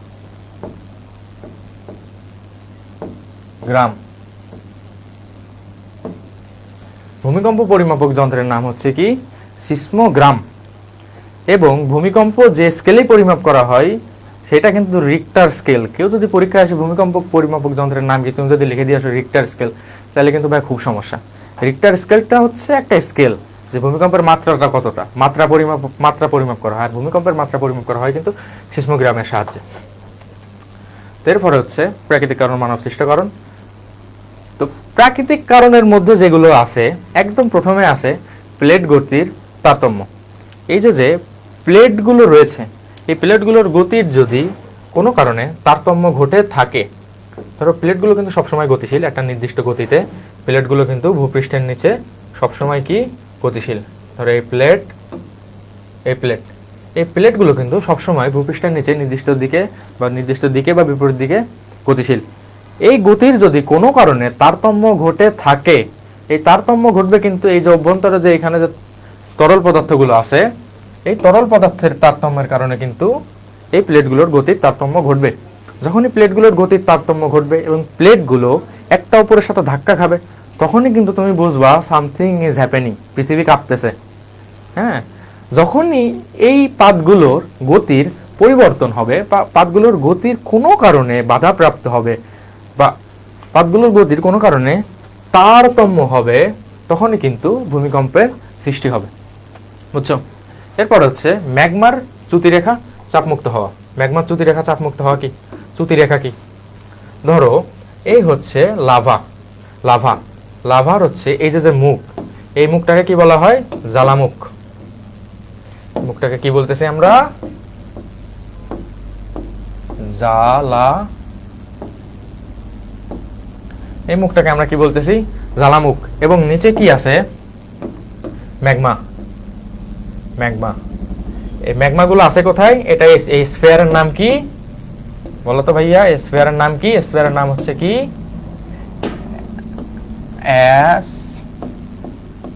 অ্যাসথেনোস্ফিয়ার। এই স্তরের নাম কি? অ্যাসথেনোস্ফিয়ার। এই অ্যাসথেনোস্ফিয়ারে যখন ম্যাগমাগুলো অত্যন্ত চাপে বা উত্তপ্ত হয়ে অত্যন্ত চাপযুক্ত অবস্থায় থাকে, তখন যদি এরা চ্যুতিরেখা বরাবর বাইরে বের হয়ে আসে, যে ম্যাগমাগুলো চ্যুতিরেখা বরাবর যদি বাইরে বের হয়ে আসে, বা চ্যুতিরেখা বরাবর এখানে যে অধিক চাপে ছিল সেখানে চাপের থেকে কি হইলো? চাপমুক্ত হইলো। চাপমুক্ত হওয়ার ফলে কিন্তু আগ্নেয়গিরির অগ্নি উৎপাত হইলো। এবং যেহেতু ওই নিচে একই কথা, ঘনত্বের তারতম্য ঘটেছে, ঘনত্বের তারতম্য ঘটাই। প্লেট আবার কি বলছে? যে আমার নিচে ঘনত্বের তারতম্য যখন ঘটাইছো ভাই, আমি তো দাঁড়াই থাকবো না, আমি তো নড়বো। যখন এই প্লেট নড়ছে, ঘনত্বের তারতম্য ঘটছে, তখন পৃথিবী আর থেমে থাকে নাই, পৃথিবীতেও কম্পন সৃষ্টি হয়েছে, যেটাকে আমরা কি বলি? ভূমিকম্প। তাহলে বুঝছো কিনা ম্যাগমা চ্যুতিরেখা বরাবর চাপমুক্ত হওয়া? বুঝছো কিনা?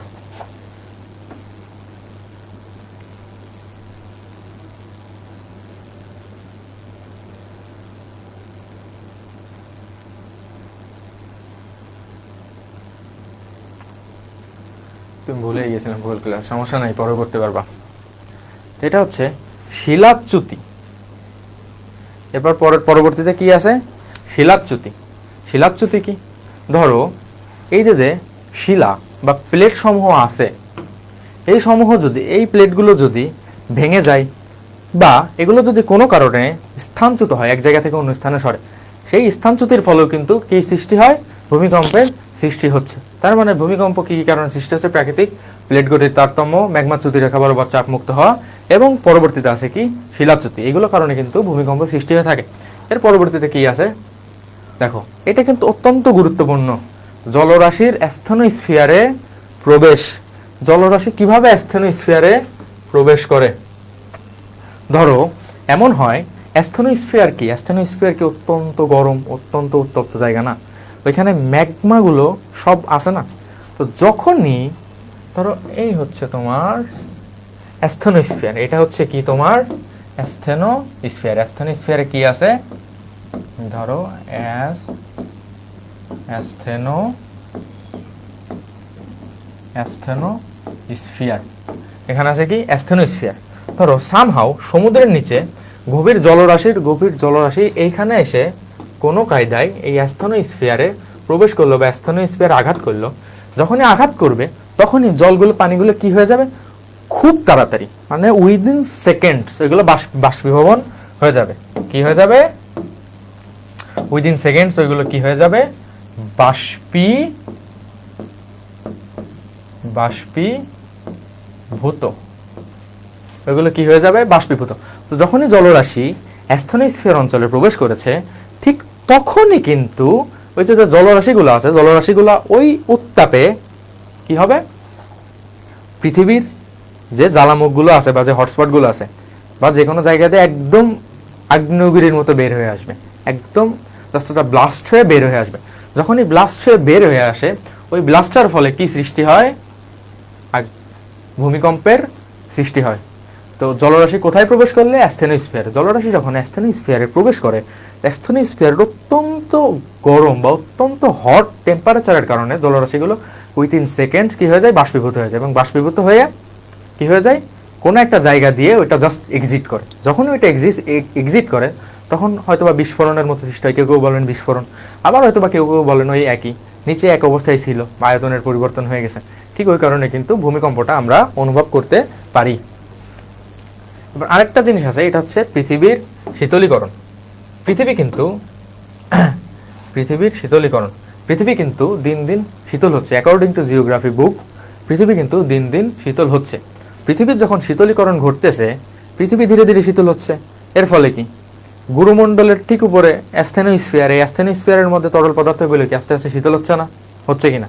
তো যখনই এই জিনিসগুলো শীতল হচ্ছে, তখন এই জিনিসগুলো আস্তে আস্তে সংকুচিত হয়ে আসছে। যখনই সংকুচিত হয়ে আসতেছে, তখন এই অ্যাসথেনোস্ফিয়ারের উপরে যে প্লেটগুলো আছে, এই প্লেটগুলোর কি অবস্থান কি চ্যুত হয়ে যাচ্ছে। যখনই অবস্থানচ্যুত হয়ে যাচ্ছে তখনই কিন্তু এই প্লেটগুলোর যে ধাক্কা বা অবস্থানচ্যুত হওয়ার কারণে যে আলোড়ন বা যে আন্দোলনটা সৃষ্টি হচ্ছে সেটাকে আমরা কি বলতেছি, ভূমিকম্প। তো পৃথিবীর শীতলীকরণের কারণেও কিন্তু ভূমিকম্প হয়ে থাকতেছে। আবার আরেকটা জিনিস বলা হয় যে ভূপৃষ্ঠের উপরে এবং ভূপৃষ্ঠের নিচে তাপমাত্রার পার্থক্য যেটা আছে, এই তাপমাত্রার পার্থক্য কিন্তু দিন দিন ফ্লাকচুয়েট করতেছে। মানে আগে তাপমাত্রা ছিল একরকম, এখন হয়েছে আরেক রকম। ধরো তাপমাত্রা দুই জায়গায় দুই রকম, এই কারণে যে জিনিসটা হয়, এই শীতলীকরণের কারণে পৃথিবীতে কিন্তু ভূমিকম্পের সৃষ্টি হয়ে থাকে এইভাবে, তাপমাত্রা ফ্লাকচুয়েট করার কারণে। তো এই জিনিসটা কি বুঝছো? বুঝছো কিনা? বুঝছো কিনা? বুঝছো কিনা বলো ভাইয়া, বুঝছো কিনা? বুঝছো কিনা বলো, বলো বলো বলো, বুঝছো কিনা? আচ্ছা, জি জি, ঠিক আছে, বুঝতে পারছি। তো এর পরবর্তীতে যে কারণ আছে এটা হচ্ছে ফাটল। ফাটল কি? ফাটল কি? ফাটল কি? ফাটল, ধরো ক্যানিয়নের নাম শুনছো? ক্যানিয়ন, ক্যানিয়নগুলো কিভাবে সৃষ্টি হয়? ধরো ফাটলগুলো কিন্তু অ্যাকচুয়ালি ক্যানিয়নের মতোই। ধরো দুইটা প্লেটের মাঝখানে অনেকখানি ফাটল কি আছে।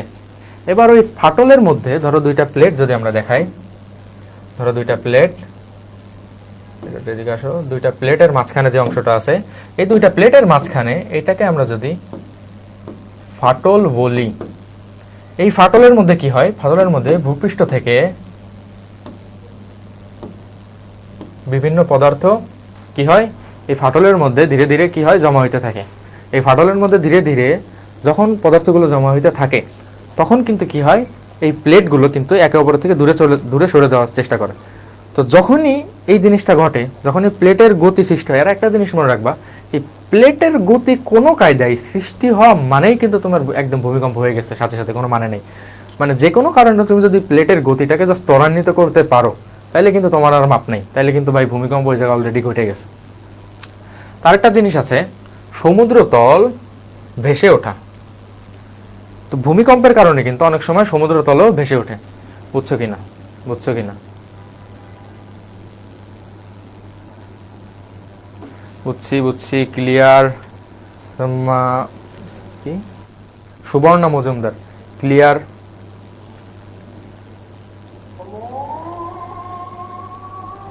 ক্লিয়ার, আচ্ছা কি বলতেছিলাম? সমুদ্রতল ভেসে ওঠা।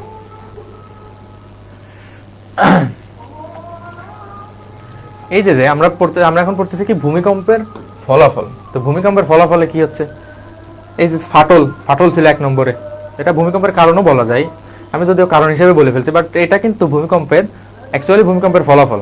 যে ভূমিকম্পের ফলে কি হয়, ভূমিকম্পের ফলে কিন্তু তোমরা দেখছো যে দুইটা যে প্লেট আছে, দুইটা প্লেট বা যে জিনিসগুলো আছে, এটা ভূমিকম্পের ফলে কি হয়, মাটি যখন আন্দোলন হয় তখন কিন্তু মাঝখানে ফাটল বা ক্যানিয়নের সৃষ্টি হয়ে যায় ভূমিকম্পের ফলে। তো সমুদ্রের তল ভেসে ওঠা, সমুদ্রের তল কিভাবে ভেসে ওঠে? ধরো মাঝে মাঝে ভূমিকম্পের ফলে সমুদ্রের নিচে যে উপত্যকা বা সমুদ্রের নিচে যে সলিডগুলো আছে এগুলো কিন্তু মাঝে মাঝে ভেসে ওঠে, আবার কি নেমেও যায়। 1923 সালে জাপানে কি হয়েছিল? 1923 সালে জাপানে সাগামি উপসাগরের এরকম একটা উপত্যকা কিন্তু ভেসে উঠছিল।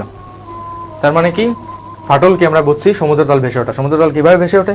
এই ভূমিকম্পের ফলে, আন্দোলনের ফলে, এক জায়গা থেকে অন্য জায়গায় ধরো ভূমি কাঁপাকাঁপির ফলে বা এই যে আন্দোলন হয় এর ফলে কিন্তু কি হয়, সমুদ্রতল মাঝে মাঝে ভেসে ওঠে আবার নিচেও যায়। ভেসে ওঠার একটা এক্সাম্পল মনে রাখবে, এটা হচ্ছে 1923 সালে জাপানের সাগামি উপসাগরের একটা উপত্যকা এভাবে ভেসে উঠছিল। প্রাকৃতিক কারণ শেষ। ফলাফল, ভূমিকম্পের ফলাফল, নদীর গতিপথ পরিবর্তন। ভূমিকম্পের ফলে যে নদীর গতিপথ পরিবর্তন হয়ে যায় এটা কি তোমরা জানো?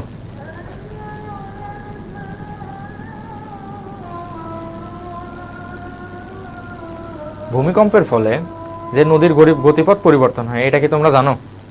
ভূমিকম্পের ফলে নদীর যে গতিপথটা আছে, ধরো নদী একটা কি নির্দিষ্ট দিকে গতিপথে কিন্তু চলতে থাকে, কিন্তু যখনই ভূমিকম্প হয় বা ভূমিকম্প হওয়ার যে নিয়ামকগুলো আছে সেগুলো যখন চড়ে বসে তখন কিন্তু কি হয়, 7:45, তখন কিন্তু কি হয়, নদীর গতিপথ পরিবর্তন হয়। যেমন বাংলাদেশে কিন্তু এমন একটা ঘটনা ঘটছিল, জি ভাইয়া, তো বাংলাদেশে কিন্তু এমন একটা ঘটনা ঘটছিল জানো নাকি? বাংলাদেশে কিন্তু এক সময় ভূমিকম্পের ফলে ব্রহ্মপুত্র নদীর গতিপথ পরিবর্তিত হয়ে গেছিল। সেই ব্রহ্মপুত্র নদীকে এখন আমরা, যে গতিপথ পরিবর্তিত হয়ে যে ধারা সৃষ্টি হয়েছে ওইটাকে কিন্তু আমরা এখন যমুনা নদী বলে চিনি। তো এটা জাস্ট মনে রাখবা, এর ফলে বাংলাদেশে ব্রহ্মপুত্র নদীর গতিপথ পরিবর্তন হয়েছিল। কোন নদীর? ব্রহ্মপুত্র নদীর। ব্রহ্মপুত্র নদীর ব্রহ্মপুত্র নদীর গতিপথ কিন্তু পরিবর্তিত হয়েছিল, এটা মনে রাখবা। আরেকটা জিনিস আছে কি? ভূমিধস। ভূমিধস কি? ধরো কোনো স্থানে বা পাহাড়ি অঞ্চলে ভূমিগুলো কেমন থাকে? সব জায়গার ভূমিগুলো কিন্তু একেবারে সলিড থাকে না। পাহাড় কিন্তু সব জায়গায় কিন্তু পাথর দিয়ে তৈরি হয় না, কিছু কিছু জায়গায় পাহাড়গুলো কি থাকে? মাটি দিয়ে তৈরি থাকে। এমনকি বর্তমানে পাহাড় কাটা বা এগুলোর ফলে পাহাড়গুলোর যে ফিজিক্যাল স্ট্রাকচারটা আছে এগুলো কিন্তু আগের থেকে অনেক দুর্বল হয়েছে বা হয়ে থাকে। তো যখনই ভূমিকম্পগুলো হচ্ছে তখনই ওই দুর্বল জায়গাগুলোতে কি হচ্ছে ভাই? ওই দুর্বল জায়গাগুলোতে আঘাত হানার ফলে কি হয়ে যাচ্ছে? ভূমি কিন্তু ধসে যাচ্ছে।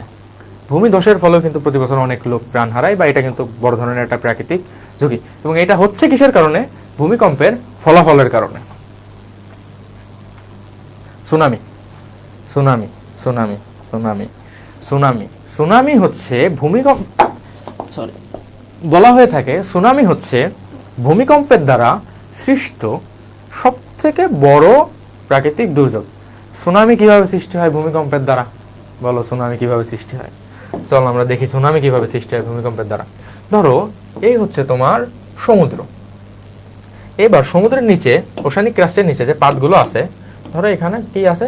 একটা পাত আছে, দুইটা পাত আছে, দুইটা পাত আছে ওশানিক ক্রাস্টের নিচে, সমুদ্রের নিচে। তো যখনই ভূমিকম্প হচ্ছে পাতগুলো কিন্তু গতির পরিবর্তন হচ্ছে। ধরো পাত একটা ছিল এইখানে, হ্যাঁ, সাপোজ পাত একটা ছিল এইখানে, ভূমিকম্পের ফলে পাত একটা কি হয়েছে? ধরো খানিক নেমে গেছে। এবার নেমে যাওয়ার ফলে কি হয়েছে?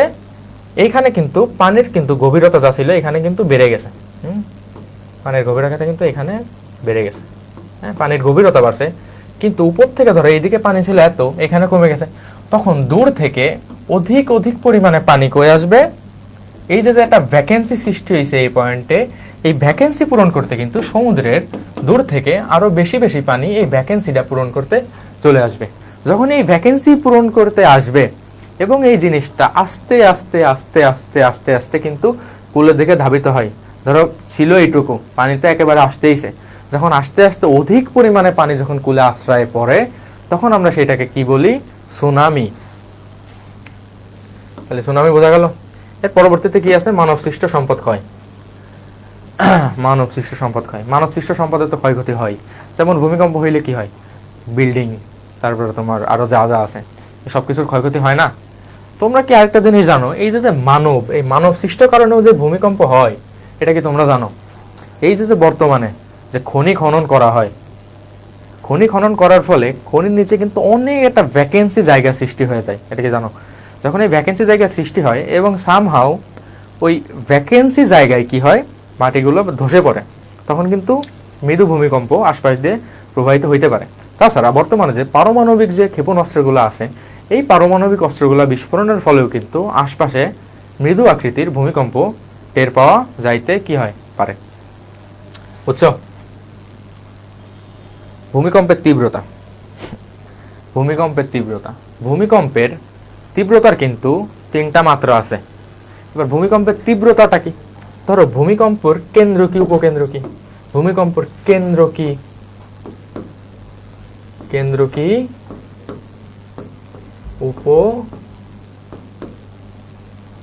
কেন্দ্র কি উপকেন্দ্র কি? কেন্দ্র উপকেন্দ্র সম্পর্কে জানি। ধরো ভূমিকম্প যে স্থানে সৃষ্টি হয়, ধরো এই একটা জায়গা, একটা জায়গা এবং এর উপর কি? ধরো ভূত্বক। তো এটাকে যদি আমরা ধরি ভূমিকম্পের কি, এটাকে যদি আমরা ধরি ভূমিকম্পের কেন্দ্র, এটাকে আমরা কি ধরি? ভূমিকম্পের কি ধরি? কেন্দ্র। ভূমিকম্পের কেন্দ্র। তো ভূমিকম্পের কেন্দ্র যদি এটাকে ধরি, তো এখান থেকে ভূমিকম্প কি হয়? এদিকে যায়, এদিকে যায়। এর ফলে এই যে কিন্তু ভূত্বকের উপর এই জিনিসটা কিন্তু এই যে এমনি ধাবিত হইতে থাকে। এই যে ওয়েভটা কেন্দ্র থেকে ভূত্বকের উপরে কিন্তু এই জিনিসটা ফিল হইতে থাকে। এটা ফিল হচ্ছে কোথায় যায়? কিসের উপরে? এটা কিন্তু তোমার ভূত্বকের উপরে। এটা কি? ভূত্বকের উপরে। তো ভূত্বকের উপরে যে জিনিসটা আমরা ফিল করতেছি বা যে আলোড়ন বা আন্দোলন আমরা ফিল করতেছি, সেই আলোড়নকে কোন কেন্দ্র বলতেছি আমরা ভাই? এটাকে আমরা কি বলতেছি? উপকেন্দ্র। তার মানে ভূমিকম্পের কেন্দ্র কি, ভূমিকম্পের উপকেন্দ্র কি, এই জিনিসটা আমরা বুঝছি কিনা? বুঝছি? ক্লিয়ার? আচ্ছা, ঠিক আছে। তো ভূমিকম্পের তীব্রতা যে জিনিসটা আছে, ভূমিকম্পের তীব্রতা হচ্ছে ধরো অ্যারাউন্ড 70 পর্যন্ত, মানে অ্যারাউন্ড 70 কিলোমিটার নিচে পর্যন্ত, খুব সম্ভবত 70 কিলোমিটার নিচে পর্যন্ত বা 70 মাইল নিচে পর্যন্ত যদি ভূমিকম্পের কেন্দ্র থাকে, তখন সেটাকে আমরা কি বলতেছি? মৃদু ভূমিকম্প। যখন 70 থেকে 300 এর মধ্যে, তখন সেটাকে আমরা কি বলতেছি? মাঝারি ভূমিকম্প। মাঝারি। এবং এর পরবর্তীতে কত থেকে? 300 থেকে মোস্ট প্রবাবলি 700 পর্যন্ত যেটা আছে, সেটাকে আমরা কি বলতেছি? তীব্র। তার মানে ভূমিকম্পের কেন্দ্র যত নিচে হবে, ভূমিকম্পের তীব্রতা কিন্তু ততই বৃদ্ধি পাবে। ভূমিকম্পের কেন্দ্র যত নিচে যাবে, ভূমিকম্পের তীব্রতা কিন্তু ততই বাড়বে। সুতরাং ভূমিকম্পের তীব্রতা কিভাবে বাড়ে? ভূমিকম্পের কেন্দ্র, মানে এই যে মেইন যে কেন্দ্রটা বললাম, ভূমিকম্পের এই কেন্দ্রটা যত নিচে থাকে বা যত মাইল নিচে থাকে, ভূমিকম্পের গভীরতা বা তীব্রতা কিন্তু ততই বেশি হয়। তার মানে কি? ভূমিকম্পের তীব্রতা সম্পর্কে কি বুঝছো? তারপরে এই জিনিসটা মাইল নাকি, এই সবটা বই থেকে একবার দেখে নিও। তার মানে কি? তীব্রতা কি বুঝছো? বলো, বুঝছো কিনা? আসসালামু আলাইকুম। ওয়ালাইকুম আসসালাম ভাইয়া।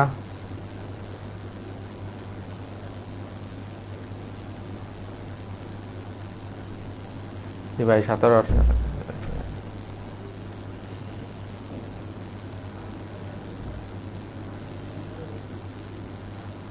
দেখো বুঝছো কিনা ভাইয়া, বুঝছো কিনা? ভূমিকম্পের তীব্রতা বুঝছো কিনা ভাইয়া? দেখো দেখো। জি ভাইয়া, বুঝছো। আচ্ছা, তাহলে পরের টপিকে যাই। পৃথিবীর ভূমিকম্প প্রবণ অঞ্চল। পৃথিবীর কোন কোন অঞ্চলে বেশি বেশি ভূমিকম্প হয়, সেই অঞ্চলগুলোর নাম কি জানো? পৃথিবীর ভূমিকম্প প্রবণ অঞ্চল, যেমন প্রশান্ত মহাসাগরীয় অঞ্চল। এই প্রশান্ত মহাসাগরীয় অঞ্চলকে বলা হয় পৃথিবীর সবথেকে বেশি ভূমিকম্প প্রবণ অঞ্চল। এখানে বছরে কয়টা ভূমিকম্প হয় তোমরা কি জানো? এখানে বছরে হয় হচ্ছে কয়টা? 7500টি ভূমিকম্প। তার মানে এখানে বছরে কয়টি ভূমিকম্প হয়? 7500টি। জি ভাইয়া, জি ভাইয়া, জি ভাইয়া। ভাই ক্লাস কখন শেষ হবে? কখন যে শেষ হবে? আর খুব বেশি নাই, করতে থাকো ক্লাস। জি ভাইয়া, বলো বুঝছো কিনা? প্রশান্ত মহাসাগর অঞ্চলে যে কয়টি ভূমিকম্প হয়, এটা হচ্ছে 7500টি ভূমিকম্প কিন্তু হয়। এই 7500টি ভূমিকম্প কিন্তু প্রতি বছরে হয়। বুঝছো কিনা?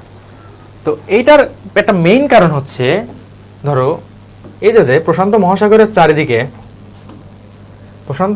চারিদিকে কিন্তু অনেক কি আছে? আগ্নেয়গিরির জ্বালামুখ আছে। এই জন্য একে কি বলা হয়?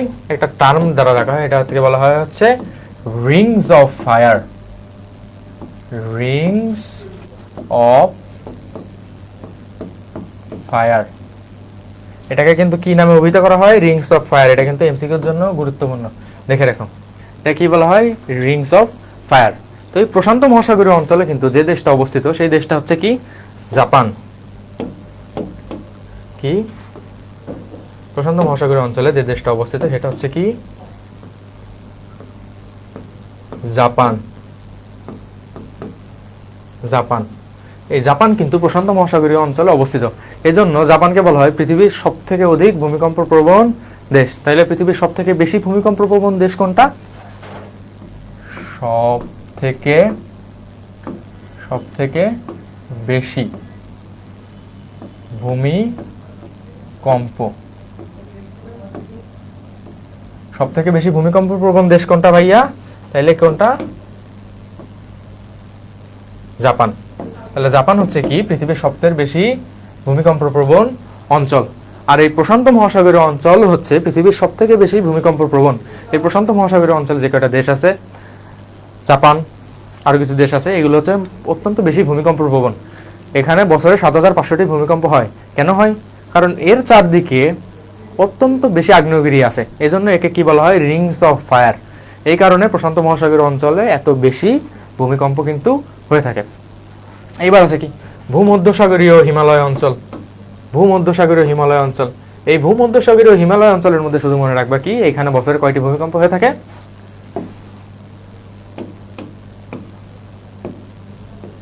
500টি। তার মানে এই ভূমধ্যসাগরীয় হিমালয় অঞ্চলে বছরে কয়টি ভূমিকম্প হয়ে থাকে? 500টি ভূমিকম্প হয়ে থাকে এক বছরে। তো এর পরবর্তীতে আছে হচ্ছে মধ্য আটলান্টিক ভারত মহাসাগরীয় শৈলশিলা অঞ্চল। তো মধ্য আটলান্টিক এবং ভারত মহাসাগরীয় শৈলশিলা অঞ্চল, এই জিনিসগুলো হচ্ছে টপ যে 3টা ভূমিকম্প প্রবণ অঞ্চল আছে তার মধ্যে কি তৃতীয় স্থানে আছে কোনটা? এটা। আর এখানে বছরে কয়টা ভূমিকম্প হয়? Less than 500। তার মানে এই ছিল হচ্ছে পৃথিবীর টোটাল 3টা ভূমিকম্প প্রবণ অঞ্চল। তাহলে পৃথিবীর 3টা ভূমিকম্প প্রবণ অঞ্চল কোনটা, এটা কি বুঝছো কিনা? না রে, আজ পুরো চ্যাপ্টার শেষ করবো না, এই তো আর 2টা টপিক।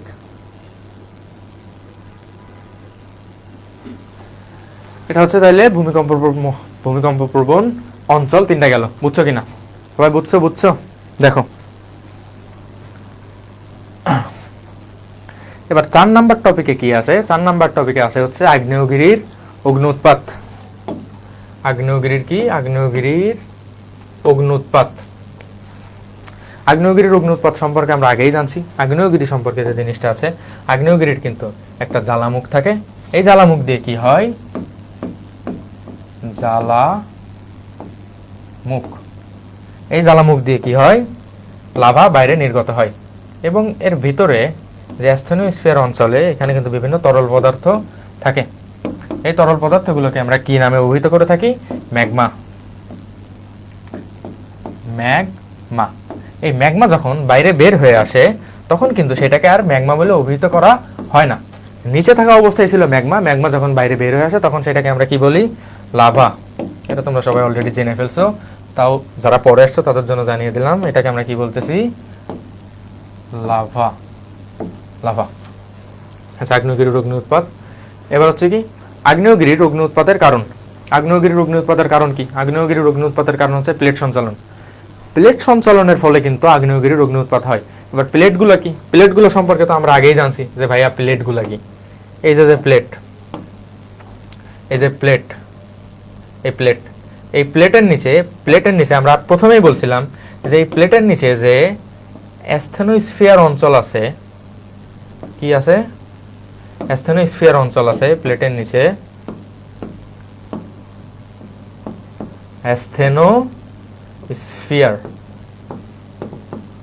অ্যাস্থেনোস্ফিয়ার অঞ্চল আছে। এই অ্যাস্থেনোস্ফিয়ার অঞ্চলে গলিত অনেক পদার্থ আছে। তো যখনই এই প্লেটগুলা যদি কখনো জ্বালামুখের আশেপাশে থাকে, যখনই এই প্লেটগুলো একে অপরের দিকে সঞ্চালিত হয় বা এদিক সরে যায়, তখন এই ম্যাগমাগুলো কি এক্সিট করার জন্য কি একটা রাস্তা পেয়ে যায়। যখনই এক্সিট করার জন্য রাস্তা পেয়ে যায় তখন কি এটা সজোরে বাইরে বের হয়ে আসে। ফলে কি হয়? আগ্নেয়গিরির অগ্নি উৎপাত সংঘটিত হয়। তাইলে প্লেট সঞ্চালনের কারণে কিভাবে আগ্নেয়গিরির অগ্নি উৎপাত সংঘটিত হয় বুঝছো?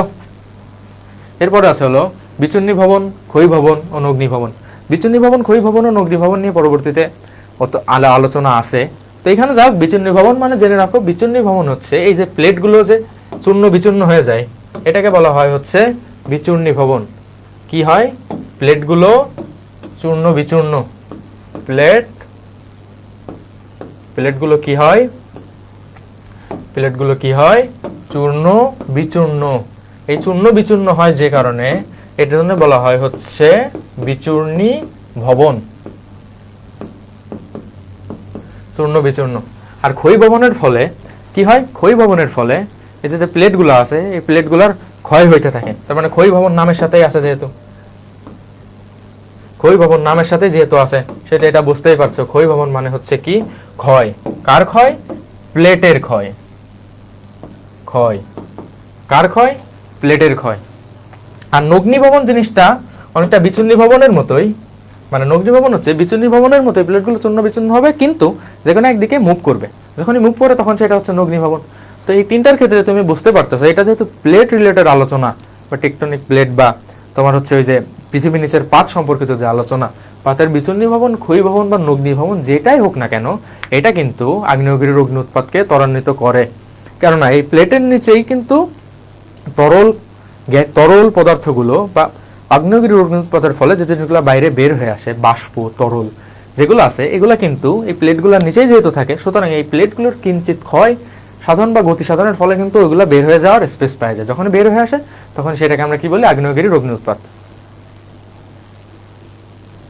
প্লেট আর পাত কি এক? হ্যাঁ, প্লেট আর পাত কি এক? প্লেট আর পাত এক।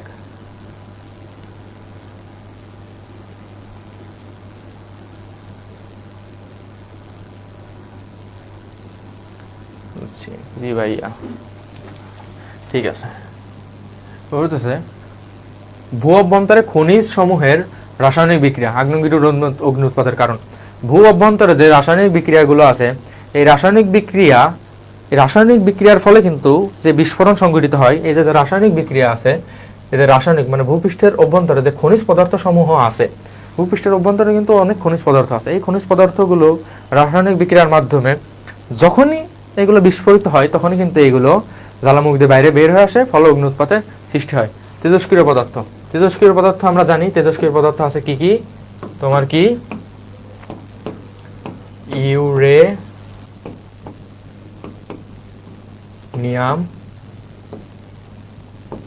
থোরিয়াম,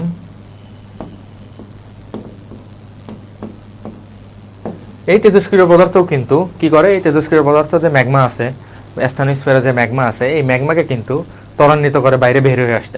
তো যখনই তেজস্ক্রিয় পদার্থগুলো ম্যাগমাকে ত্বরান্বিত করে, ম্যাগমা কোনো স্পেস পাইলে বাইরে বের হয়ে আসে। যখনই বাইরে বের হয়ে আসে তখনই আগ্নেয়গিরির অগ্নি উৎপাত সংঘটিত হয়। পানির নিম্নে প্রবেশ, পানির নিম্নে প্রবেশ আগেই বুঝাইছি। এই যে ধরো পানি আছে, পানি যে হাইড্রোস্ফিয়ারে যে পানি থাকে বা বায়ুমণ্ডলে যে পানি থাকে, এইটা যদি সামহাও নিচে যাইতে যাইতে কোনো কারণে কোথায় প্রবেশ করে? যদি কোনো কারণে স্ফিয়ারে প্রবেশ করে, যদি কোনো কারণে স্ফিয়ারে প্রবেশ করে, তাইলে সাথে সাথে বাষ্প হয়ে যায়। একটু আগেও বলছিলাম, সাথে সাথে বাষ্প হয়ে যখনই উড়ে যায়, বাষ্পের বাইরে বের হয়ে আসতে থাকে, তখনই কিন্তু যে জিনিসটা হয়, আগ্নেয়গিরির অগ্নি উৎপাত সংঘটিত হয়ে থাকে। ভূমিকম্প, ভূমিকম্পের ফলেও আগ্নেয়গিরির অগ্নি উৎপাত হয়, এটা তোমরা জানো। ভূমিকম্পের ফলে প্লেটগুলো একে অপরের থেকে দূরে সরে যায়, ফলে আগ্নেয়গিরির অগ্নি উৎপাত সংঘটিত হয়। আগ্নেয়গিরির অগ্নি উৎপাতের ফলাফল, আগ্নেয়গিরির অগ্নি উৎপাতের কিন্তু ফলাফল আছে দুই ধরনের। একটা আছে ভালো ফলাফল, একটা আছে ভালো ফলাফল, আর একটা আছে কি খারাপ। ভালো ফলাফল কি? ভালো ফলাফল হচ্ছে কি? ভালো ফলাফল হচ্ছে আগ্নেয়গিরির অগ্নি উৎপাতের ফলে কি সৃষ্টি হয়? ওই যে জ্বালামুখে বৃষ্টির পানি জমে কি সৃষ্টি হয়? হ্রদ। এটা কিন্তু এমসিকিউর জন্য খুবই গুরুত্বপূর্ণ, যে আগ্নেয়গিরিতে হ্রদ সৃষ্টি হয়, এবং যে আগ্নেয়গিরির যে লাভাগুলো মানে ম্যাগমাগুলো বাইরে বের হয়ে যে লাভা বা যে সমভূমির সৃষ্টি করলো, ওইটা কিন্তু ফসল ফলানোর জন্য অত্যন্ত গুরুত্বপূর্ণ। এটা কি? ফসল।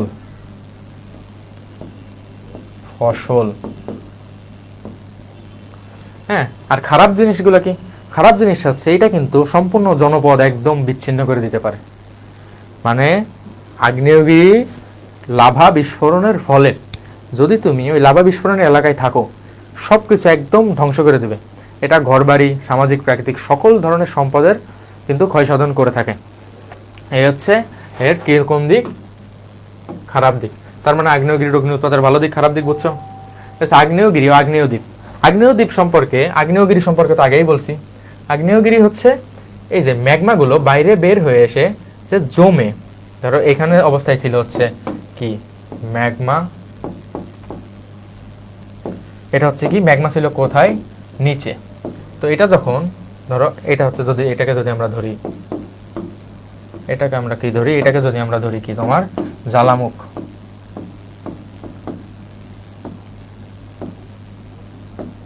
জ্বালামুখ। এটা বাইরে বের হয়ে এসে সলিড হওয়ার পর যে অংশটা সৃষ্টি করে বা যে উপত্যকা সৃষ্টি হয় এটাকে আমরা কি বলি? আগ্নেয়গিরি। আর আগ্নেয় দ্বীপ কি? আগ্নেয় দ্বীপ জিনিসটা হচ্ছে সমুদ্রের নিচে সমুদ্র পৃষ্ঠ থেকে কত কিলোমিটার? সমুদ্র পৃষ্ঠ থেকে 1 কিলোমিটার উপরে অথবা কি 0.6 মাইল উপরে যদি কোনো উপত্যকা থাকে তখন সেই উপত্যকাকে বলা হয় কি? আগ্নেয় দ্বীপ। উপত্যকা কথাটা এখানে সঠিক না। ধরো সমুদ্রের নিচ থেকে 1 কিলোমিটার উপরে যদি আগ্নেয়গিরি বা লাভাগুলো জমে যদি কোনো সলিড কোনো অঞ্চলের সৃষ্টি করে বা সলিড কোনো জায়গার সৃষ্টি করে তখন সেটাকে আমরা কি বলতেছি? আগ্নেয় দ্বীপ। এবং আগ্নেয় দ্বীপ সম্পর্কে যে জিনিসটা তোমার মাথায় রাখতে হবে সেটা হচ্ছে এটা সমুদ্রপৃষ্ঠ থেকে 1 কিলোমিটার উপরে এবং 0.6 মিটার না কিন্তু ভাই, মিটার না, 0.6 মিটার না ভাইয়া, 0.6 হচ্ছে কি তোমার 0.6 মাইল। 0.6 হচ্ছে কি? মাইল। আগ্নেয়গিরি আগ্নেয় দ্বীপ বুঝছি। এর পরবর্তীতে যে টপিকটা আছে এটাই আজকে শেষ টপিক। এই টপিকটা হচ্ছে কি? সুনামি। এর আগে আগ্নেয়গিরি সম্পর্কে সবাই বুঝছো নাকি? এটা আমার জানাও তো।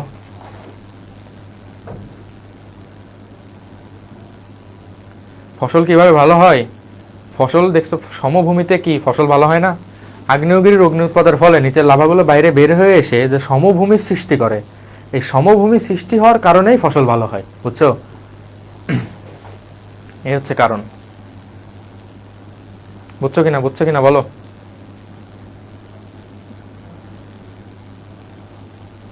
হ্যাঁ ভাইয়া এটা একটু বলেন। প্লেটার পাত কি এক? হ্যাঁ প্লেটার পাত এক ভাই, প্লেটার পাত একই জিনিস। আচ্ছা, তার মানে আগ্নেয়গিরির অগ্নি উৎপাত পর্যন্ত সবাই বুঝছো কিনা? বুঝছি, জি ভাইয়া। আচ্ছা ঠিক আছে, তাইলে আমরা চলে আসছি আমাদের লাস্ট টপিকে। লাস্ট টপিক কি আছে? সুনামি। সুনামি কি? সুনামি হচ্ছে একটি জাপানি শব্দ। সুনামির এই যে সু, এইটার মানে হচ্ছে তোমার কি? এটার মানে হলো বন্দর।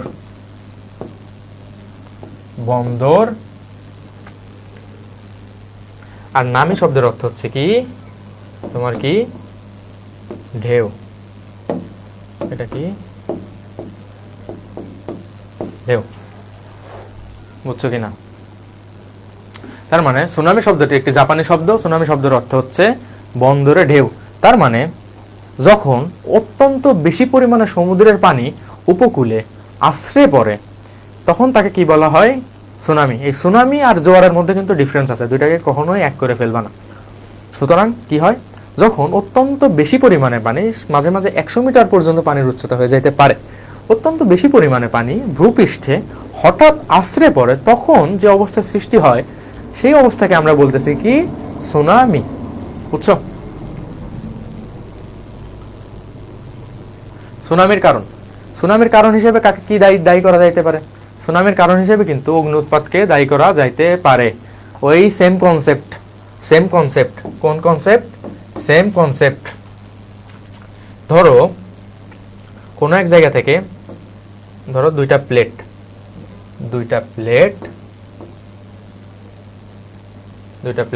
সমুদ্রের নিচে কোথাও দুইটা প্লেট, ওইখান থেকে যদি সামহাও অগ্নি উৎপাত হয়ে যায় তখন কি অগ্নি উৎপাতের ফলে কি হয়? প্লেটগুলো কি?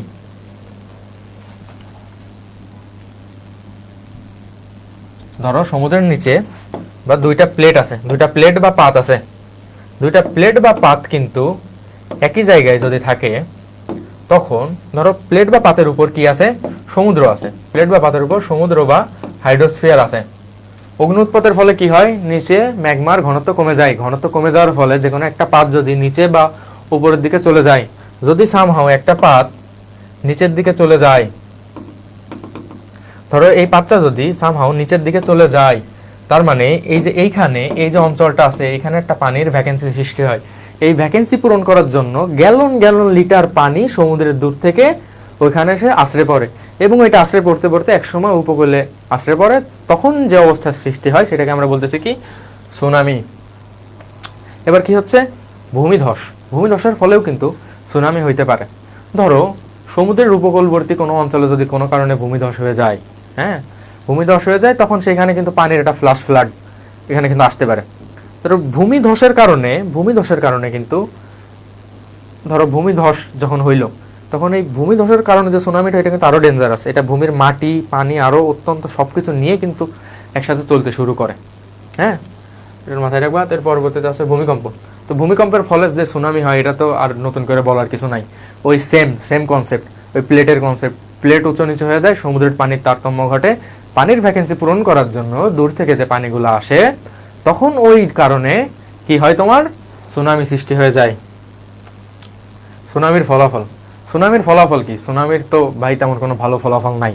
সুনামির ফলে কি মানব উপকূলবর্তী এলাকার মানুষজনের অনেক ক্ষয়ক্ষতি হয়, অনেকে প্রাণ হারায়। বা সুনামির ফলে জাপান তো অত্যন্ত বেশি সুনামির প্রবণ দেশ, এটা তো জানোই। তো এই সুনামির ফলে কি হয়, উপকূলবর্তী অঞ্চল বা মানব সৃষ্ট যে সকল সম্পদ আছে এই সকলের ব্যাপক ক্ষয়ক্ষতি হয়, প্রাণহানি ঘটে। পরীক্ষায় যদি প্রশ্ন আসে এভাবে একটু গুছায় লিখে দিবা। তো এই ছিল মোটামুটি সুনামির ফলাফল পর্যন্ত ছিল আমাদের আজকের।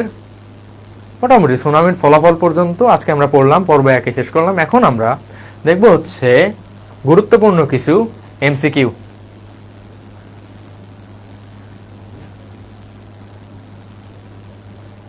দেখো বুঝছো কিনা, সুনামি পর্যন্ত বুঝছো কিনা। যদি সবাই বুঝে থাকো তাইলে আমরা এমসিকিউ সলভ করা শুরু করব। সবাই বুঝছো কিনা দেখো ভাইয়া, বুঝছি কিনা বলো, একটু আমাকে জানাও।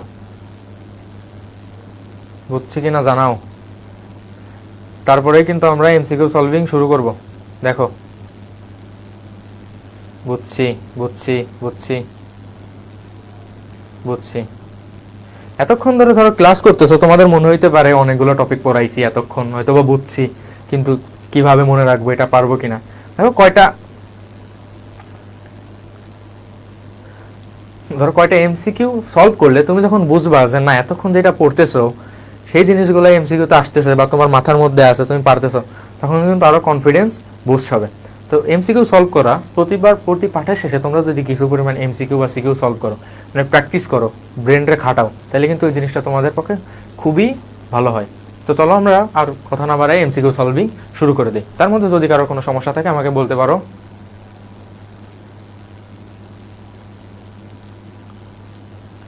জি ভাইয়া, বুঝেছি। আচ্ছা ঠিক আছে, চলো এমসিকিউ সলভিং শুরু করি। তো একদম প্রথম যে এমসিকিউটা আছে, পৃথিবীর অধিক ভূমিকম্প প্রবণ দেশ কোনটি? আমি কিন্তু লিখে দিয়েছিলাম অ্যান্সার, তোমরা আমাকে কমেন্টে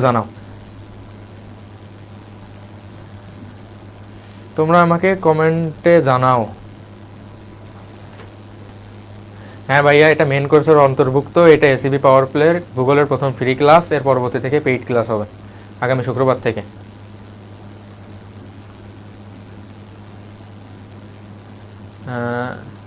জাপান, এই সুপ্র বলছে জাপান। হ্যাঁ ঠিক আছে, পৃথিবীর সবচেয়ে অধিক ভূমিকম্প প্রবণ দেশ হচ্ছে কি? জাপান। এবার কি, পৃথিবীতে প্লেটের সংখ্যা কতটি? পৃথিবীতে টোটাল প্লেটের সংখ্যা কতটি কিন্তু বলছিলাম যে এটা এমসিকিউ এ মনে রাখার মতো। পৃথিবীতে টোটাল প্লেটের সংখ্যা কিন্তু কয়টি? 7টি।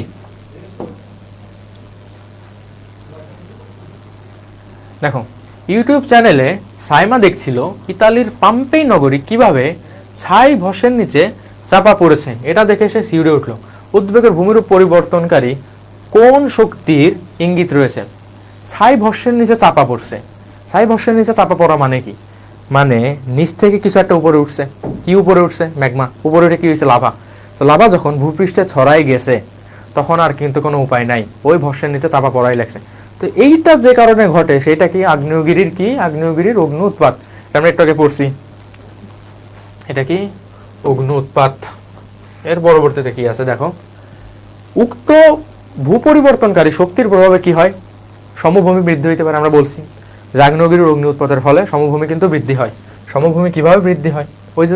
ওই যে লাভা, ওই লাভাগুলো কিন্তু একদম একই আয়তনে চারদিকে ছড়ায় যায়, ফলে কি সমভূমির সৃষ্টি হয়, হ্রদ সৃষ্টি হয়। এটা কিন্তু আগ্নেয়গিরির অগ্নি উৎপাতের একটা ভালো দিক। ওই যে জ্বালামুখটা আছে, ওই জ্বালামুখে বৃষ্টির পানি জমে হ্রদের কিন্তু সৃষ্টি হয়। এবং পরবর্তীতে কি? খনিজ সম্পদ। অবশ্যই ভাই, খনিজ সম্পদ ভূপৃষ্ঠে চলে আসতেই পারে। মাটির নিচে যে খনিজ সম্পদ আছে ওইটা ভেতর থেকে বাইরে চলে আসতেই পারে। তার মানে কি এটা 1 2 3 কি তিনটাই সঠিক। সমস্যা আছে কারো? সমস্যা আছে কারো? সাকিব হাসান, আচ্ছা ঠিক আছে। সমস্যা আছে নাকি কারো? কারো সমস্যা আছে? এটাই কারো সমস্যা আছে? খনিজ সম্পদ বাইরে আসা নিয়ে কারো কোনো আপত্তি আছে? আপত্তি নাই। ডি, ঠিক আছে। সুনামি সৃষ্টির জন্য দায়ী কোনটি? বলো, সুনামি সৃষ্টির জন্য দায়ী কোনটি? ধরো এখানে যে জোয়ার আছে, ধরো একদম প্রথমে যখন তুমি কোনো অপশন বের করতে পারবা না, এটা একটা ট্রিক যে অপশন কোনটা কি এটা বাদ দেওয়া লাগবে। ধরো আমি প্রথমেই বলছিলাম যে জোয়ার আর সুনামির মধ্যে কিন্তু একটা ডিফারেন্স আছে। জোয়ার আর সুনামি কিন্তু এক জিনিস না। জোয়ার ভাটা আর সুনামি কিন্তু এক জিনিস না। জলোচ্ছ্বাস কোনটি সুনামি সৃষ্টির জন্য দায়ী? জলোচ্ছ্বাস কি সুনামি সৃষ্টির জন্য দায়ী? এটা এই কখনো হইতে পারে? বন্যা না, তিনটার একটাও কিন্তু না। তার মানে আমাদের অবভিয়াসলি কোনটা অ্যান্সার হচ্ছে? সুনামি সৃষ্টির জন্য দায়ী কোনটি? ভূমিধস। এমনি যদি তুমি অপশন বাদ দিয়ে শিখো তাহলে সামহাও কখনো যদি তুমি কনফিউজও থাকো অ্যান্সার নিয়ে, তাহলে বাদ দিয়ে তুমি যেটা থাকবে ওইটা অ্যান্সার, চোখ বুঝে। আগ্নেয়গিরি থেকে নির্গত উত্তপ্ত গলিত পদার্থকে কি বলে? এই যে কনফিউশন, এটা তো আমাকে অ্যান্সার দাও তো। আগ্নেয়গিরি থেকে নির্গত উত্তপ্ত গলিত পদার্থকে কি বলে? এটা তোমার অ্যান্সার দাও তো, এটা অ্যান্সার দাও। আগ্নেয়গিরি থেকে গলিত, ডি। শিবলি বলছে ডি। আচ্ছা, সাকিব হাসান বলছে সি। আচ্ছা, আমি তোমাদের একদম প্রথমেই বলছিলাম এই জিনিসটা নিয়ে কিন্তু কনফিউশন লাগে। নির্গত উত্তপ্ত পদার্থ, যখন জিনিসটা পানির নিচে থাকে, যখন ধরো এই অ্যাস্থেনোস্ফিয়ার জিনিসটা নিচে থাকে, তখন সেই জিনিসটাকে কি বলা হয় ভাইয়া? তখন সেই জিনিসটাকে বলা হয় হচ্ছে কি? ম্যাগমা। ম্যাগমা। কিন্তু যখনই ওইটা জ্বালামুখ দিয়ে কি হইলো, বাইরে বেরিয়ে আসলো, বাইরে বেরিয়ে আসলে ওর নাম আর ম্যাগমা থাকবে না। বাইরে বেরিয়ে আসলেই ওর নাম হয়ে যাবে চেঞ্জ। নাম কি হয়ে যাবে? লাভা। তার মানে ভেতরে থাকতে নাম ছিল ম্যাগমা, যখনই বাইরে বের হয়ে আসলো নাম চেঞ্জড, নাম হয়ে যাবে কি? লাভা। সুতরাং যারা যারা ভাবছো ম্যাগমা তারা তারা কিন্তু ভাই শেষ। এটা কিন্তু বাইরে বের হয়ে আসলে লাভা, এটা একটু ভাই মাথায় রেখো। হ্যাঁ, এই জিনিসটা। সুনামি সৃষ্টির ক্ষেত্রে কোনটির ভূমিকা সর্বাধিক? সুনামি সৃষ্টির ক্ষেত্রে আমি বলছিলাম, আমি যখন সুনামি পড়াই তখন কিন্তু একদম প্রথমেই বলে দিয়েছিলাম সুনামি সৃষ্টির ক্ষেত্রে ভূমিকম্পের ভূমিকা হচ্ছে সর্বাধিক। ভূমিকম্পের ভূমিকা হচ্ছে সুনামি সৃষ্টির ক্ষেত্রে কি? সর্বাধিক। কোন মহাসাগরের পশ্চিমে অধিকাংশ আগ্নেয়গিরি অবস্থিত? তোমাদের কিন্তু একটু আগে দেখাইছিলাম যে কোন তিনটা ভূমিকম্প প্রবণ অঞ্চল আছে। প্রশান্ত মহাসাগর, ভূমধ্যসাগর এবং আরেকটা প্লেট রিলেটেড ছিল। তার মানে অধিকাংশ, অধিকাংশ যেহেতু বলছে তার মানে সবচেয়ে বেশি পরিমাণ। আর সবচেয়ে বেশি পরিমাণ কি ছিল? ওই যে মনে আছে রিংস অফ ফায়ার বলছিলাম, যে চারপাশে আগ্নেয়গিরি আংটির মতো ছড়ানো, সেটাকে বলছিলাম রিংস অফ ফায়ার। ওইটা কার আশপাশে ছিল ভাইয়া? প্রশান্ত মহাসাগরের আশপাশে। তার মানে কি কোন মহাসাগরের পশ্চিমে অধিকাংশ আগ্নেয়গিরি অবস্থিত? প্রশান্ত মহাসাগরের পশ্চিমে অধিকাংশ আগ্নেয়গিরি অবস্থিত। বুঝছো? হ্যাঁ, হাসান সাকিব বলছে প্রশান্ত, সাবাস। ভূমিকম্পের কেন্দ্রের সোজা উপরে ভূপৃষ্ঠবিন্দুর নাম কি? ভাই কনসেপ্ট। ভূমিকম্পের কেন্দ্র ধরো এই জায়গা, কেন্দ্রের থেকে, এখান থেকে কেন্দ্রের থেকে ঠিক উপরে ভূপৃষ্ঠে যে বিন্দুটা আছে, ভূপৃষ্ঠে যে বিন্দুটা আছে সেই বিন্দুটাকে কি বলা হচ্ছে? নিচের এটাকে যদি আমরা বলে থাকি, নিচের এটাকে যদি আমরা বলে থাকি কেন্দ্র, তাহলে উপরেরটাকে আমরা কি বলবো ভাইয়া? এক চান্সে, কোনো কথা নাই, উপকেন্দ্র।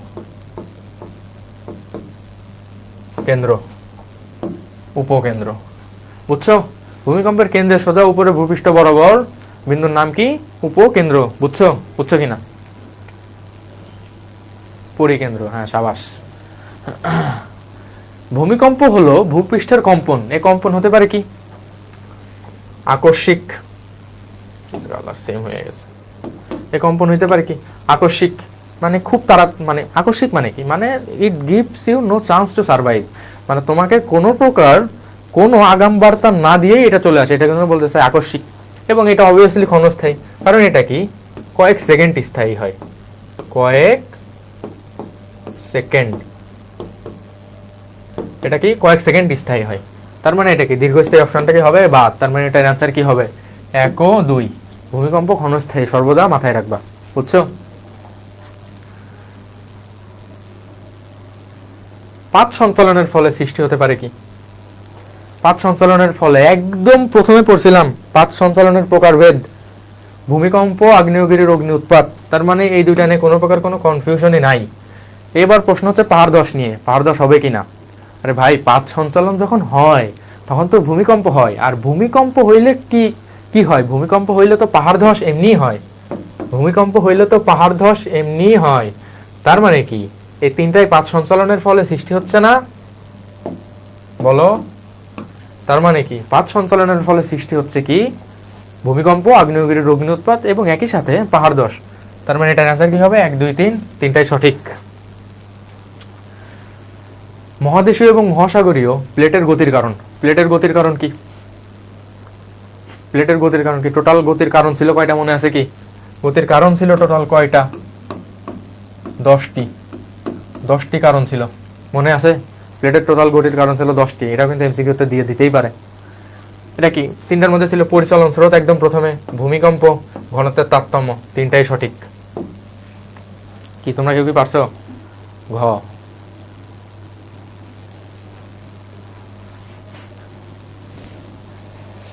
নিচের কোনটি পাত সঞ্চালনের কারণ নয়? পাত সঞ্চালনের কারণ নয় নিচে কোনটি? পরিচালন পাত সঞ্চালনের কারণ, ধাক্কা বা ঠেলা পাত সঞ্চালনের কারণ, সংঘর্ষ পাত সঞ্চালনের কারণ। আর কারণ নয় কোনটা? কারণ নয় হচ্ছে তোমার এই যে এইটা, এটার নাম কি? আকর্ষণ। বুঝছো কিনা? নিচের কোনটি পাত সঞ্চালনের কারণ নয়? পরিচালন আছে, ধাক্কা বা ঠেলা আছে, সংঘর্ষ আছে, আর কি আকর্ষণ, আকর্ষণ নাই। তার মানে পাত সঞ্চালনের কারণ নয় কোনটি? আকর্ষণ।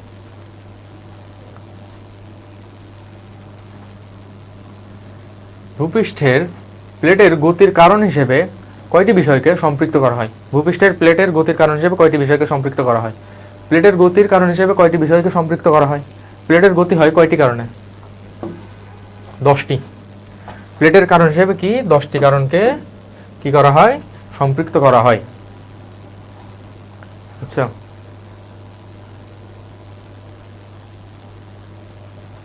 প্লেটের গতির কারণে কয়টি বিষয়কে সম্পৃক্ত করা হয়? 10টি।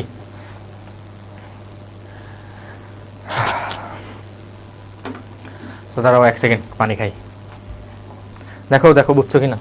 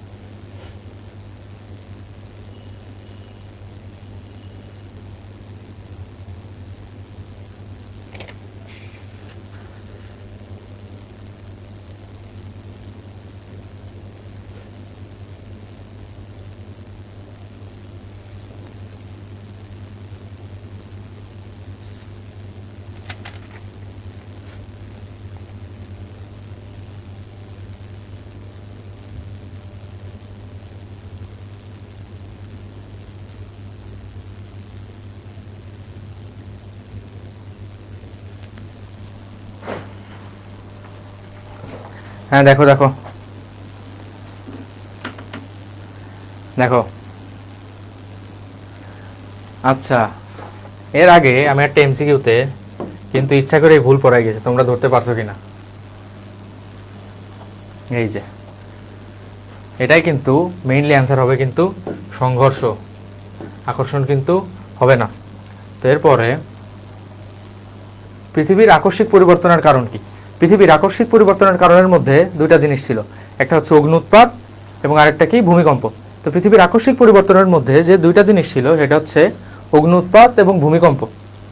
তার মানে আকস্মিক পরিবর্তন যেহেতু এখানে অগ্ন্যুৎপাত দেখতেছি, এটা সরাসরি অ্যান্সার, কোনো কথা নেই। বুঝছো কিনা বুঝছো কিনা বুঝছো কিনা বুঝছো কিনা বুঝছো কিনা বুঝছো কিনা পৃথিবীর আকস্মিক পরিবর্তনের কারণ কি? আকস্মিক পরিবর্তনের দুইটা কারণ আছে। আকস্মিক পরিবর্তনের দুইটা কারণের মধ্যে যে জিনিসটা ছিল একটা হচ্ছে ভূমিকম্প এবং আরেকটা হচ্ছে কি ভূমিকম্প, আর একটা হচ্ছে অগ্ন্যুৎপাত। অগ্ন্যুৎপাত যেহেতু অপশন আছে এটাই। কোন বল পৃথিবীর সকল বস্তুকে বাইরে নিক্ষেপ করতে চায়? প্রথমে পড়াইছিলাম, পৃথিবীর সকল বস্তুকে বাইরে নিক্ষেপ করতে চায় কোন বল? কেন্দ্রাতিক বল। কেন্দ্রাতিক বল কি চাই? পৃথিবীর সকল বস্তুকে বাইরের দিকে নিক্ষেপ করতে। আর কেন্দ্রাভিক বল কি চাই? পৃথিবীর সকল বস্তুকে কাছে টানতে। তার মানে কেন্দ্রাতিক ও কেন্দ্রাভিক বুঝছি। তো এটা কি? কোন বল পৃথিবীর বস্তুকে কেন্দ্রের দিকে রাখতে চাই? এটা তোমরা অ্যান্সার দাও। কোনটা? কেন্দ্রাভিক। এবার গুরুমণ্ডলে ভাসমান পৃথিবীর পৃষ্ঠদেশের আবরণগুলো কি দিয়ে তৈরি? গুরুমণ্ডলে ভাসমান মানে গুরুমণ্ডলের উপর ভাসমান পৃথিবীর পৃষ্ঠদেশের আবরণগুলো কি দ্বারা তৈরি ভাইয়া? কি দ্বারা তৈরি? প্লেট দ্বারা তৈরি। হ্যাঁ, তার মানে গুরুমণ্ডল, প্রথমেই বলছিলাম যে এই যে তোমার মহাদেশীয় যে প্লেট সমূহ আছে, এই মহাদেশীয় প্লেট সমূহ কিন্তু কি হয়? তোমার যে গুরুমণ্ডলের ঠিক উপরে ভাসমান অবস্থায় থাকে। সুতরাং গুরুমণ্ডলের উপর ভাসমান অবস্থায় যে জিনিসগুলো থাকে ওইটাকে আমরা কি বলতেছি? বা ইজি প্লেট। নদীর গভীরতা বৃদ্ধির কারণ কোনটি? নদীর গভীরতা বৃদ্ধির কারণ তলদেশে ক্ষয়ের দরুন। তলদেশে ক্ষয়ের দরুন নদীর গভীরতা বৃদ্ধি পায়, একবারে শেষ। এই ছিল আমাদের টোটাল এমসিকিউ গুলা। এবার আমরা দেখবো কিছু সিকিউ, দেখি আমরা সলভ করতে পারি কিনা। এমসিকিউ সবাই সবগুলা বুঝছো ভাইয়া? এমসিকিউ বুঝছো সবগুলা? এমসিকিউ বুঝছো সবগুলা?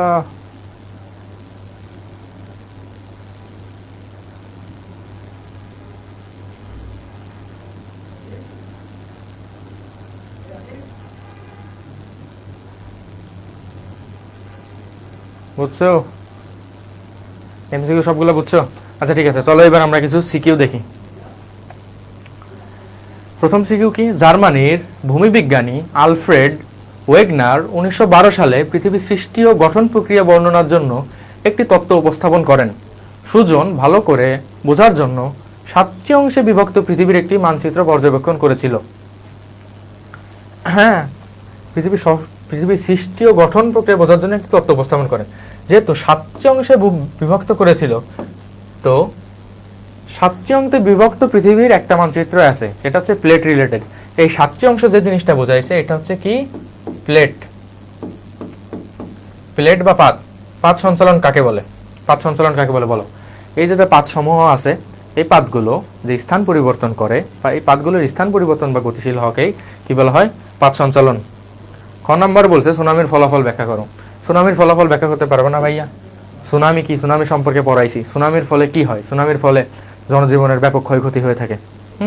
এটা দিয়ে সুনামির ফলাফল ব্যাখ্যা করে দিবা, বুঝছো? গ নাম্বারে কি বলছে? পাতগুলোর সংঘর্ষের ফলে যে সমস্যার সৃষ্টি হয় তা ব্যাখ্যা করো। এই যে 7টি অংশে বিভক্ত পৃথিবীর একটি মানচিত্র পর্যবেক্ষণ করেছিল। এই পাতগুলো যখন একে অপরের সাথে সংঘর্ষ ঘটে তখন কি সৃষ্টি হয় ভাইয়া বলো তো? তখন কি সৃষ্টি হয়? পাতগুলোর সংঘর্ষের ফলে কি সৃষ্টি হয় বলো তো? ভূমিকম্প। পাতগুলোর সংঘর্ষের ফলে কি সৃষ্টি হয়? ভূমিকম্পের সৃষ্টি হয়। পাতগুলোর সংঘর্ষের ফলে কি সৃষ্টি হয়? ভূমিকম্পের সৃষ্টি হয়। সুতরাং যে 7টি অংশে বিভক্ত পৃথিবীর একটি মানচিত্র পর্যবেক্ষণ করেছিল, যেহেতু 7টি অংশ বলছে, পৃথিবীর মানচিত্রে 7টি অংশ ওয়ালা মানচিত্র একটাই আছে, সেটা হচ্ছে যে পাত, মহাদেশীয় যে পাত সমূহ আছে, এই পাত সমূহ, বুঝছো? ভূমিকম্প গেল। ঘ নাম্বার বলছে উদ্দীপকের মানচিত্রে 7টি অংশের গতিশীলতার কারণ বিশ্লেষণ করো। উদ্দীপকের মানচিত্রে যে 7টি অংশ আছে, এই 7টি অংশের গতিশীলতার কয়টি কারণ আমরা পড়ছি? 10টি। এই 7টি অংশের বা 7টি প্লেটের গতিশীলতার কিন্তু 10টি কারণ আমরা অলরেডি পড়ে ফেলছি। পরিচলন স্রোত দিয়ে যেগুলো আছে ওই 10টি কারণে তোমার যে কয়টা মনে থাকে মিনিমাম 6-7টা এখানে ব্যাখ্যা করে দিলেই এটার অ্যান্সার মোটামুটি শেষ। তাহলে কি ফার্স্টে কেউ বুঝছো উদ্দীপকের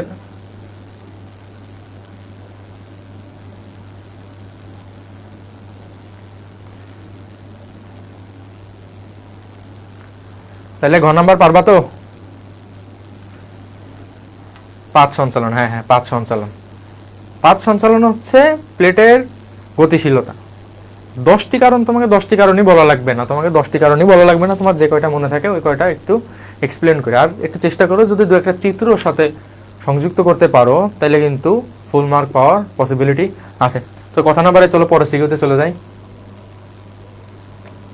পরের সিকিউ এটা কিন্তু খুবই গুরুত্বপূর্ণ।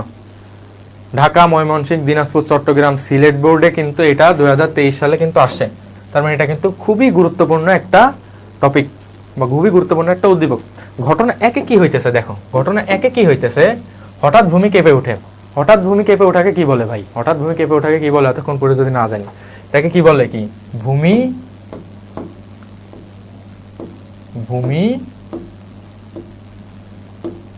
কম্প। হঠাৎ ভূমি কেঁপে ওঠাকে বলে কি? ভূমিকম্প। এবং ঘটনা 2-এ যেটা আছে, ঘটনা 2 লাভা নির্গত হয়। লাভা নির্গত হয় কিভাবে ভাইয়া? আগ্নেয়গিরির অগ্নি উৎপাতের ফলে কিন্তু লাভা নির্গত হয়। সুতরাং ঘটনা 1-এ কি আছে? ভূমিকম্প, এবং ঘটনা 2 কিন্তু আগ্নেয়গিরির অগ্নি উৎপাত। দেখো এই উদ্দীপক এটা বুঝতে কিন্তু কোনো রকেট সায়েন্স লাগে নাই, এটা কিন্তু সকল বোর্ডে 2023 সালে অলমোস্ট আসছে। তার মানে কোশ্চেন কিন্তু তোমার খুব বেশি কঠিন হবে না যদি তোমার কনসেপ্ট ক্লিয়ার থাকে, তুমি যদি অ্যাকচুয়ালি জানো তুমি কি পড়তেছো, তাহলে কিন্তু সকল প্রশ্নের অ্যান্সার করা তোমার জন্য কোনো প্রকার কোনো কঠিন কিছুই হবে না। ক নম্বরে ভূমিকম্প কাকে বলে? ভূমিকম্প কাকে বলে আমরা শিখছি। ভূমির বা ভূমিকম্পের অনেকভাবে সংজ্ঞা দেওয়া যায়। এটা হচ্ছে ধরো ভূমি যে আকস্মিকভাবে কেঁপে ওঠে, এই কেঁপে ওঠাকে কি বলে? ভূমিকম্প বলে। এটা একটা বইয়ের ভাষা তোমরা দেখে নিও অ্যাকচুয়ালি ভূমিকম্পের সংজ্ঞাটা কি তোমরা পারবা। বা যদি তোমার অ্যাকচুয়াল বইয়ের সংজ্ঞা মনে না থাকে তাহলে তোমার যদি কনসেপ্ট ক্লিয়ার থাকে কনসেপ্ট দিয়ে লেখো, মার্ক চলে আসবে, ওইটা নিয়ে প্যারার কোনো কারণ নাই। খ নাম্বার বলছে ভূপৃষ্ঠের আকস্মিক পরিবর্তনকারী শক্তির ভয়াবহতা বেশি, ব্যাখ্যা করো। আমরা ভাইয়া মনে আছে পড়ছিলাম ভূপৃষ্ঠের যে আকস্মিক পরিবর্তনকারী যে শক্তিগুলো আছে, 2টা শক্তি আছে ভূপৃষ্ঠের আকস্মিক পরিবর্তনকারী। 2টা শক্তির মধ্যে একটা শক্তি কি? ভূপৃষ্ঠের আকস্মিক পরিবর্তনকারী 2টা শক্তি আছে। একটা কি? একটা হচ্ছে কি ভূমিকম্প, এবং অন্যটা হচ্ছে কি? আগ্নেয়গিরির অগ্নি উৎপাত। আগ্নেয়গিরির কি? অগ্নি উৎপাত। তার মানে ভূপৃষ্ঠের আকস্মিক পরিবর্তনকারী যে 2টা শক্তি আছে, একটা হচ্ছে ভূমিকম্প, একটা হচ্ছে কি? আগ্নেয়গিরির অগ্নি উৎপাত। এই 2টার ভয়াবহতা ভাই অবশ্যই বেশি, কারণ ভূমিকম্প এবং আগ্নেয়গিরির অগ্নি উৎপাত এগুলো কিন্তু আগে থেকে কোনো পূর্বাভাস দেয় না, যখন আসে একদম একটা বড় ধরনের ডিজাস্টার কিন্তু নামায় আনে। সুতরাং এটা আমি আশা করছি তোমরা সবাই ব্যাখ্যা করতে পারবা। ভূপৃষ্ঠের আকস্মিক পরিবর্তনকারী শক্তির ভয়াবহতা বেশি। ভূমিকম্প এবং কি? আগ্নেয়গিরির অগ্নি উৎপাতের ভয়াবহতা অবশ্যই বেশি। উদ্দীপকের ঘটনা 1-এর কারণ বিশ্লেষণ করো। উদ্দীপকের ঘটনা 1-এ কি আছে? ভূমিকম্প।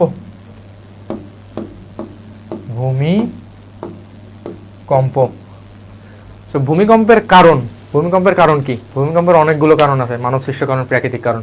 প্রাকৃতিক কারণের মধ্যে কি আছে? ওই প্লেট সঞ্চালনের ফলে ভূমিকম্প সৃষ্টি হয়ে থাকে, বা ভূপৃষ্ঠের উপরের জলরাশি নিচে চলে যাওয়ার ফলে ভূমিকম্প সৃষ্টি হয়ে থাকে।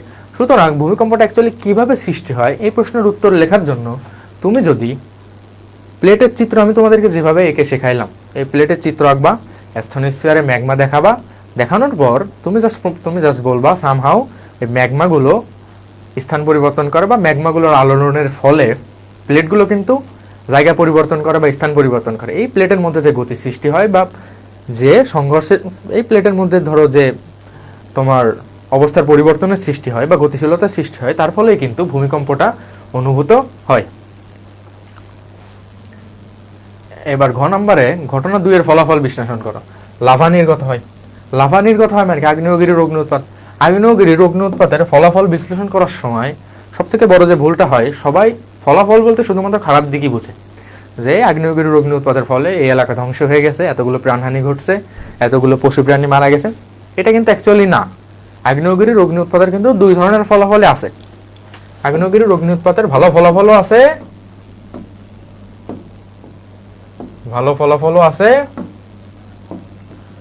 খারাপ ফলাফলও আছে।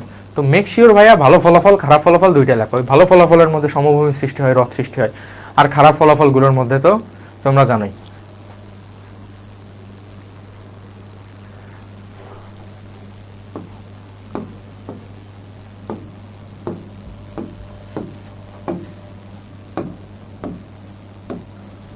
তো এই ছিল আজকে আমাদের ভূগোল ও পরিবেশের ভূমিরূপ পরিবর্তন অধ্যায়ের পর্ব 1-এর আলোচনা।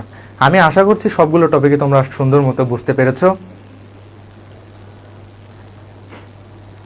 আমি আশা করছি তোমরা আজকের যে ক্লাসটা নিলাম এই ক্লাসের সবই ঠিকঠাক মতো বুঝতে পেরেছো, এবং তোমরা এখনও যারা এসিবি পাওয়ার প্লে 2025-এ ভর্তি হও নাই, তোমাদের সামনে কিন্তু চমৎকার একটা অপরচুনিটি আছে। এতদিন তোমরা যেভাবে সময় নষ্ট করছো বা কেউ কেউ পড়ো নাই, যা হয়েছে হয়েছে, এখনও এনাফ সময় আছে। এসিবি পাওয়ার প্লেতে ভর্তি হও, নিয়মিত ক্লাসগুলো করো, তাইলে কিন্তু তোমার সব কিছু কভার হয়ে যাওয়া সম্ভব। তাইলে ভাইয়া পরবর্তী ক্লাসে দেখা হবে। থ্যাংক ইউ সবাইকে।